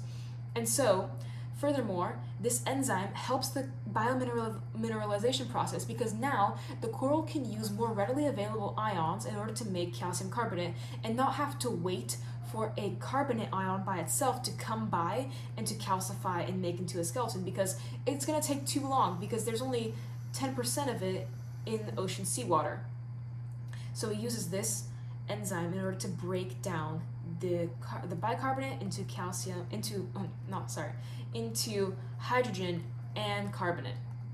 So that's all good. The carbonate is very good that it's in there, but the hydrogen is not that good. So you wouldn't want there to be hydrogen in the OM, in the organic matrix, because what hydrogen does is it lowers the pH. So pH is, you might have heard the word pH before. pH is the power of hydrogen. pH stands for power of hydrogen. And hydrogen is these H plus ions. So pH is basically how much hydrogen ions are in a solution. So if there are a lot of hydrogen ions in a solution, that means the pH is low. And these hydrogen ions, if they are present in the OM, in the organic matrix, that will make the pH low. And we all know that pH, if we have a low pH, that's not good for calcification. Low pH in an acidic environment, which acidic environment is a low pH. A low pH is an acidic environment. It goes like hand in hand. But we know that in a low pH environment, calcification slows down, and that's not good. But then why would there be H ions here? Well, because we need to use that carbonate. But then that means we have to get rid of these H ions so that they are not in this organic matrix. So the way that the coral gets rid of these H ions in the organic matrix is that it has these certain pumps inside the calicodermal cells. So let's draw a calicodermal cell. Imagine this was blown up right here. The calicodermal cells has these certain pumps, and these are basically holes in the cell that act like, okay, these are holes or pores that act like doors, and these holes will actually take out an H ion. The H ions will travel through the holes and it'll get excreted out. So this is the OM, and it has H ions because of this process, right? This process. The reason why it has H ions is because of this process. And then the H ions, they have to leave because they cause a low pH, which is not good for calcification. So these H ions have to leave through these pores, they leave through here, and then they get excreted out of the OM so that the coral can actually calcify. Because if there's a lot of H ions, the coral cannot calcify. So components of the ECM. And we have that. There we go. Okay. All right. Okay, so there we go. And then these calicodermal cells, these are components of the ECM. So these are actually parts of the ECM. The collagen fibers, laminins, fibronectin, the calcium binding proteins, and the carbonic anhydrase enzyme. These are all proteins that are present in the OM. So these are called OM proteins. But the OM proteins also have to work with the calicodermal cells. And the calicodermal cells, they have many of these holes. So the calicodermal cells, they have H plus pumps. And these holes in the cell, these are tiny holes and passageways for ions, and they're called pumps because pumps, the way that they pass ions through cells and the way that the ions diffuse through cells is through a process called active diffusion. Active diffusion. Diffusion.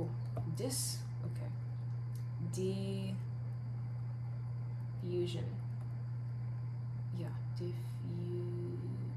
I don't know how to spell diffusion. Okay, active diffusion. And this active diffusion process, it's active and it requires energy in order for ions to diffuse through a cell membrane. This is different from passive diffusion, in which a ion will go through a cell membrane by itself without needing any energy. Without needing any energy.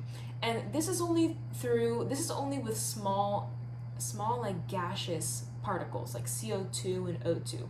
But if you want to diffuse H ions, and if you want to diffuse calcium and also carbonate, then you're going to need to use active diffusion, because active diffusion diffuses bigger molecules like these. And there needs to be diffusion happening through this calicoblastic epidermis, or no, not epidermis, this calicoblastic epithelium in order for there to be these ions that meet. These ions will meet each other at the OM, and then they'll combine in the OM to produce the skeleton. So there needs to be a lot of diffusion, and there needs to be a lot of these active pumps. And these pores, they're called pumps. So the calicoblastic epidermis, or no, not epidermis, why do I keep calling it epidermis? The calicoblastic epithelium, they have H pumps, they have Ca2+ pumps, and this is calcium. So Ca is calcium. They have calcium pumps, they have carbonate pumps, -2 pumps. They have bicarbonate pumps, because remember, we have to also use bicarbonate in order to have efficiency in using the dissolved inorganic carbon that's present in the ocean. And then they also have something called an Na/K pump. And the Na/K pump, although the molecules, the elements Na and K, right, sodium and potassium, Na is sodium and K is potassium, these don't have they don't have a role in the biomineralization process of the skeleton. So they don't actually make the skeleton. But the reason why we need these pumps is because these pumps in cells, they control the they control the charge that is present in the OM, in the organic matrix. So they'll actually control like the electronegativity that is in here. Let me see my notes. Okay, well, somewhere in my notes, I wrote about how the calicoblastic epithelium has these Na/K pumps, which control the charge that is present in here, because these are ions, and these are charged ions. They have a -2 charge, they have a minus charge, they have a +2 charge, they have a +1 charge. The Na/K pumps control the charges, and they also control the equilibrium that is present in the organic matrix. So since these are a lot of pumps that these calicoblastic epithelium cells have, they also need a lot of mitochondria, because these are all active pumps. And the way that active pumps work, it's kind of complicated. So let's draw out a cell right here.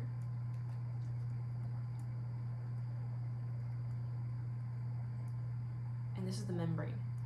In order for an ion, let's say an H+ ion, in order for an ion to travel out of the pump, it needs energy, because this is active diffusion. So the energy comes in the form of ATP. Remember, ATP is an energy molecule, and it stands for adenosine triphosphate. So it's actually an energy molecule, and this energy molecule gets broken down into ADP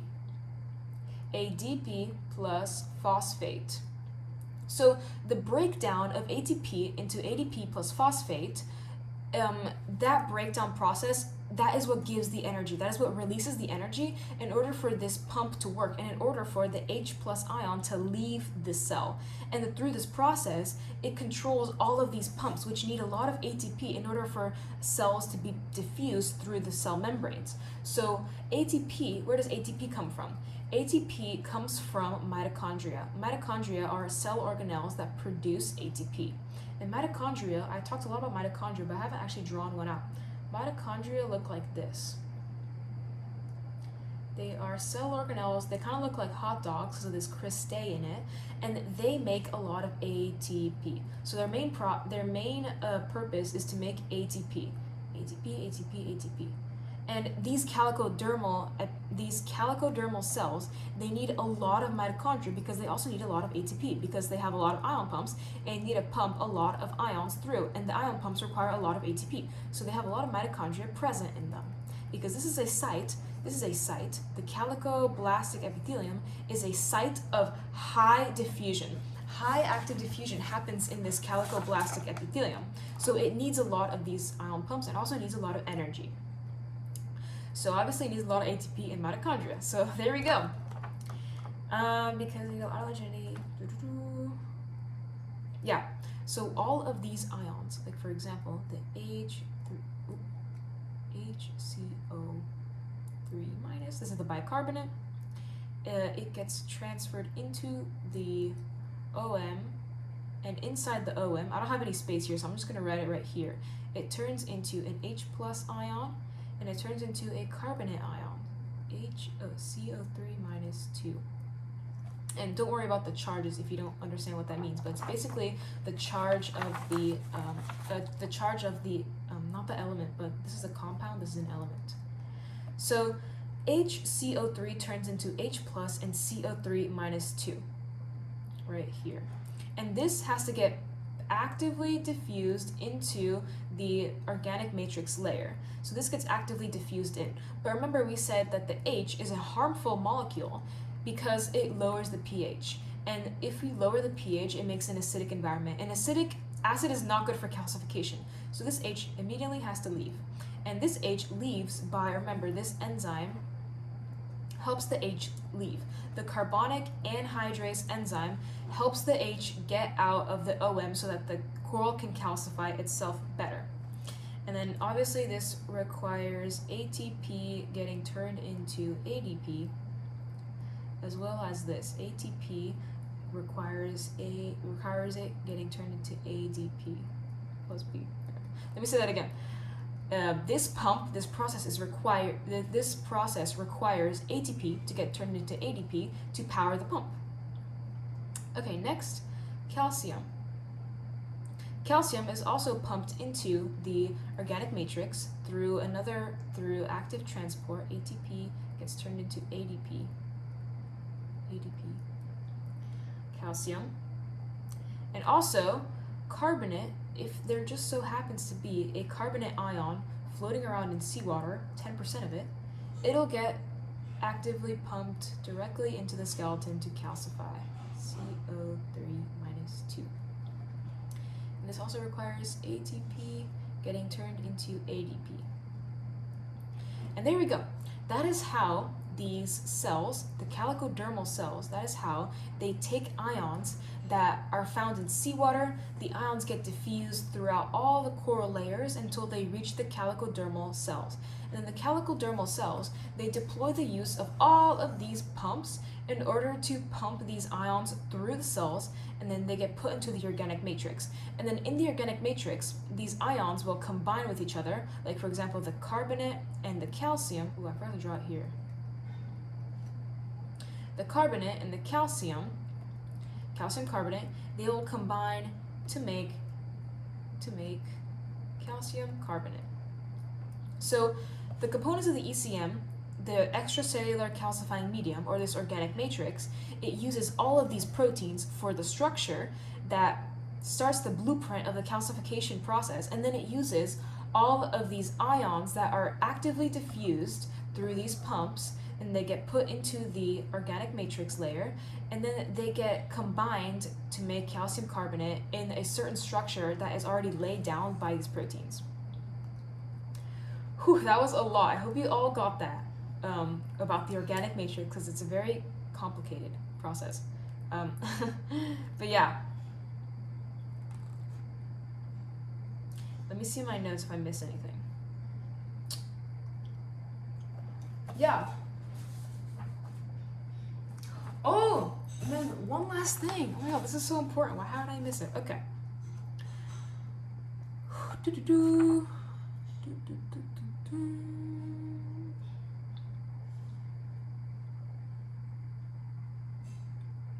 Yeah, I've explained everything here. Oh yeah, components of the ECM. One more thing about the ECM. It has a high pH. High pH, which is the opposite of a low pH. Like, high is the opposite of low, obviously. But it has a high pH, which means like maybe like 9 or like 10 pH, not like 7 or 6, which is a low pH. Remember, pH is a scale from 0 to 14. So 9, oops, not 19, 0 to 14. And 9 would be like right here. So it has a high pH. A high pH helps out with calcification, and a low pH does not help out with calcification. It actually prevents calcification. So high pH, it has the organic matrix has to have a high pH in order to help out with calcification. It also has a high concentration of dissolved inorganic carbon.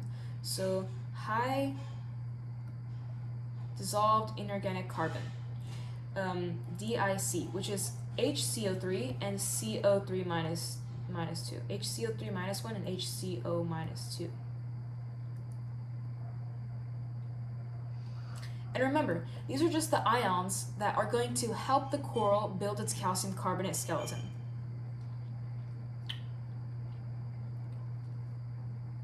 And yeah,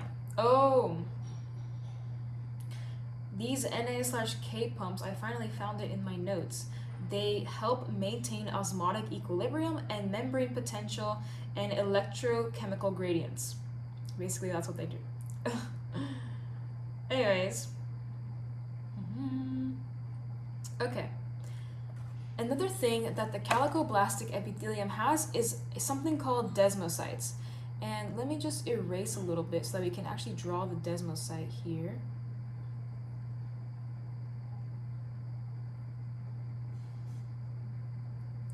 The desmocyte is a cell that is present in the calicoblastic epithelium, and the calicoblastic epithelium only. And these desmocytes, they have a nucleus, they have cell organelles, they have a mitochondria, they have like other types of things in them. And then these desmocytes, their main purpose is to attach. So let's go ahead and write that out over here.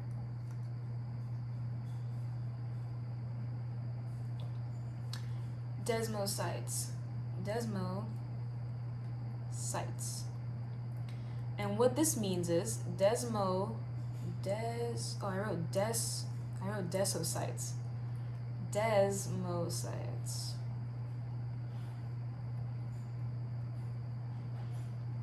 And desmo means bond. Cytes means cell. So these are bond cells. And these cells, their purpose is to bond. So they bond the mesoglia to the calicoblastic epithelium, to the OM, to the skeleton. The way they do this is they have these projections that are outside on the cell, and these projections go out of the cell. They are projecting out of the cell. And they're like fibers. And these fibers, they intertwine with collagen fibers, because collagen fibers are actually everywhere. They're not just in the mesoglia, but they're mostly in the mesoglia. And these desmocytes protrude out of the calicoblastic epithelium, which is this layer right here. And these fibers of the desmocytes, they're intertwined with the fibers of the mesoglia. And fibers intertwining with each other, they make a very strong bond, and they connect to each other. And these desmocytes further connect to the actual cells themselves, and they also connect to the OM, which is the organic matrix, and they connect with the collagen fibers present in the organic matrix, in the OM. So the collagen fibers in the OM are going to bind to the desmocytes. The desmocytes bonds to the OM collagen fibers, and then the desmocytes also bonds to the skeleton itself, because the skeleton also has some roughness on it, and the skeleton also is kind of porous. And so these proteins, which are projections of the desmocytes, they will stick, or they will like go into the skeleton, and they will bond to it. And this makes a very strong attachment, and that is how the tissue of the Calicodermis can actually bond to the skeleton by desmocytes, and these desmocytes are very abundant. So there are a lot of there are a lot of desmocytes present in this layer. And these desmocytes, I drew them, they're kind of like hairy little cells, and yeah, they're like this, they go here, they have a lot of projections, and they intertwine with all of these structural proteins, and that is how they bind, or that is how they connect. That is how they bond cells, that is how they bond to the skeleton and the mesoglia. So these are desmocytes. And yeah, this is my notes. If I forgot anything.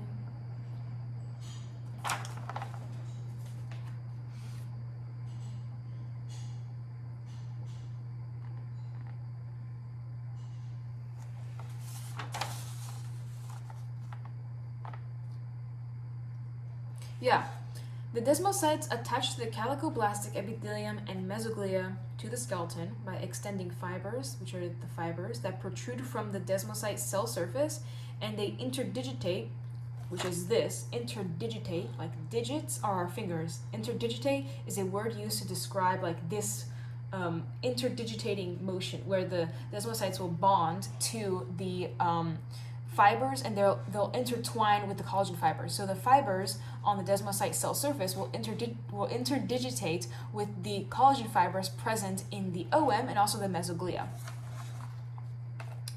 And they will interdigitate with the lattice structure of the aragonite skeleton and collagen fibers of the mesoglia and the OM. So this OM has a structure that's like kind of like this with the collagen fibers, and the desmocytes will intertwine with them to make a whole entire arrangement that keeps this dermis layer connected to the skeleton. That's how it does it, by the OM and the desmocytes.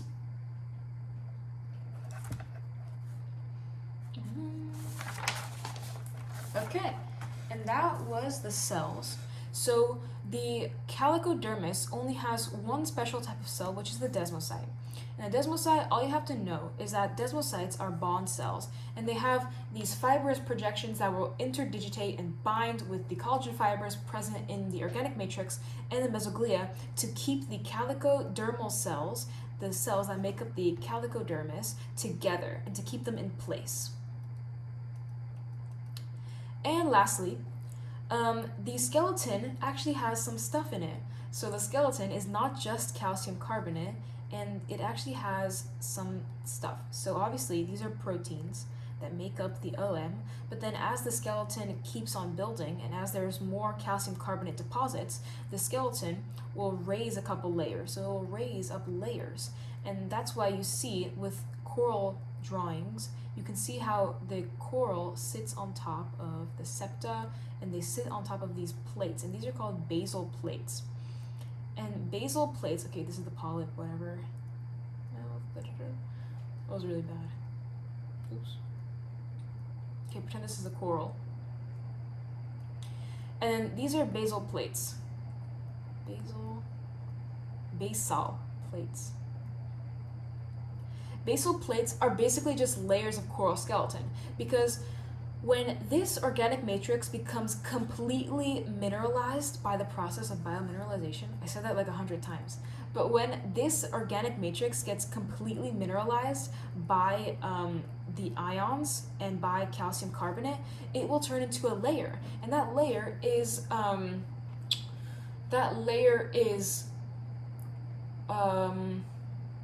it's like identifiable compared to all the other layers. So there will be, once this was organic matrix and now it is a calcified layer, and that's what is a basal plate. And then if you cut open a coral skeleton and you zoom in with a microscope, you'll see that there are actually layers of coral skeleton, and that's what these basal plates actually are, and they're layers of coral skeleton. And then the lower you go down the skeleton, so the lower you go down, the older the skeleton is by the law of superposition. That states that things that are stratified and things that are on top are younger, and things that are on the bottom are older. So as you go down, the skeleton will become older. And older skeleton is more dead, and it doesn't have a lot of alive things in it. And skeleton does actually have some alive things in it. For example, algae. Coral skeleton, there actually is algae living in coral skeleton, and this type of algae is a type of algae that is a symbiont, like the dinoflagellates inside coral tissue. There are certain types of algae that will live inside coral tissue, and this algae could be a different type of algae that uses lower light, because obviously in coral skeleton there isn't a lot of light present, but there's still some algae living in it. And if you cut open an alive coral, sometimes you'll see that the skeleton would look a little green, or it'll have a little coloration. That comes from algae the algae lives in the actual coral skeleton, which is pretty cool. And then inside the coral skeleton, we'll go ahead and label that algae. And also in the coral skeleton could live like other stuff, and this is fungi or hyphae of the fungus. Fungi. So although the coral skeleton is primarily composed of calcium carbonate and it looks like such a dead thing, there's actually some life in it, because the coral is an organism and it shares a lot of interactions with different types of bacteria, fungi, algae, and this is what is a holobiont. A holobiont is a whole symbiont. So corals, they don't just have a symbiotic relationship with zooxanthellae. They also have a symbiotic relationship with other types of algae types and fungus and bacteria. Here, I forgot to draw bacteria. Bacteria, but this is like a helpful bacteria that lives inside the coral skeleton.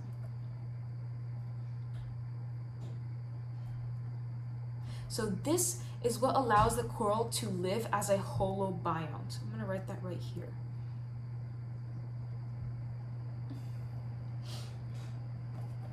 And let me see my notes real quick.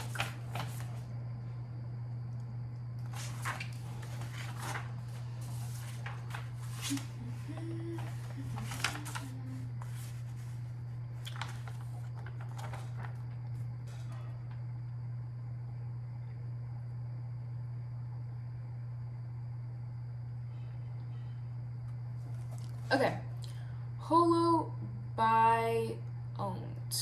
Holobiont. This means entire,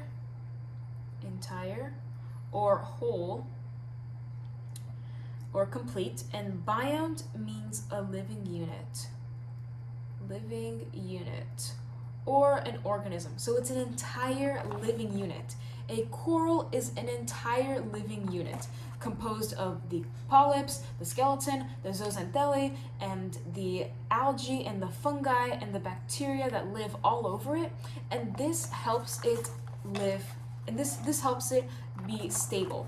What I mean by this is, since the coral doesn't have an immune system, which helps it fight diseases and pathogens, it uses algae and fungi and all this diverse life that actually lives inside the coral to help it live as a holobiont.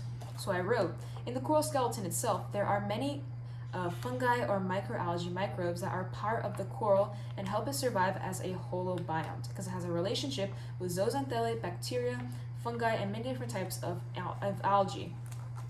Since corals do not have a complex immune system, like it doesn't have a complex nervous system, the holobionts play a role in defense and protecting the whole coral colony from disease. And that is how it functions as an entire living unit. There we go, holobiont, that's what it means. And that, my friends, was the Calicodermis of the coral. You can go ahead and take a screenshot now, even though this is like very messy. But yeah, that's the Calicodermis. That was a lot. Alright, so obviously that was a lot, and we went over the Calicodermis, we went over okay.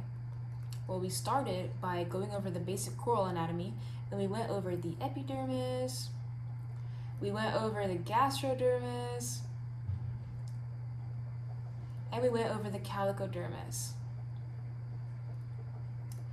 Okay, well, these two layers, they are actually the ones that give corals their diploblastic nature. In the calicodermis, honestly, I have seen no YouTube videos that talk about the calicodermis, so hopefully this could be the one that can help you understand how the coral polyps actually sit on top of their skeleton.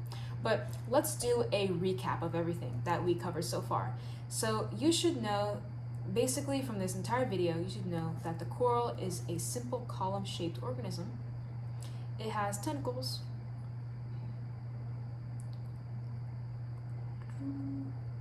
It has a mouth, tentacles. It has a cavity. Cavity means like empty space, by the way.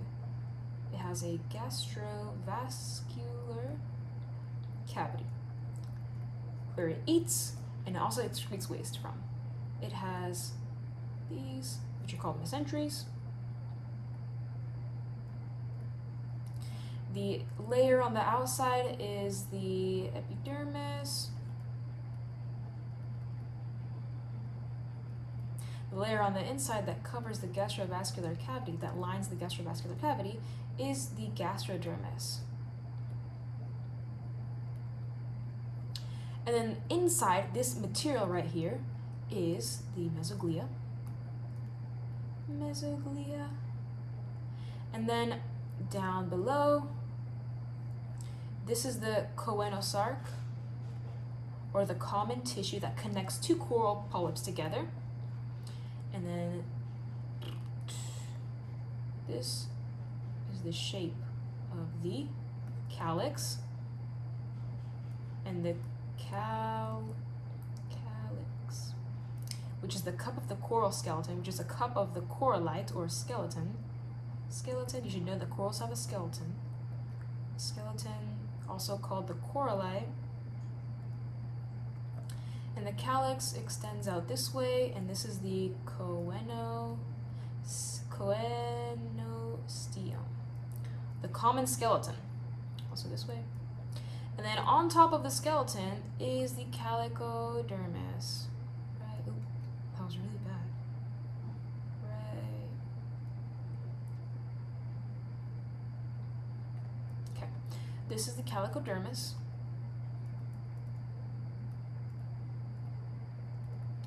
And these are the three tissue layers. Well, technically there are two tissue layers because corals are diploblastic, but this doesn't count as a tissue layer because it's not diploblastic, but this is still a tissue layer that we went over and we did in detail. So 1, 2, 3. Epidermis, gastrodermis, calicodermis. And then the gastrovascular cavity extends down and it extends into gastrovascular canals, and then it goes really close to the Calicodermis and extends further into gastrovascular canals.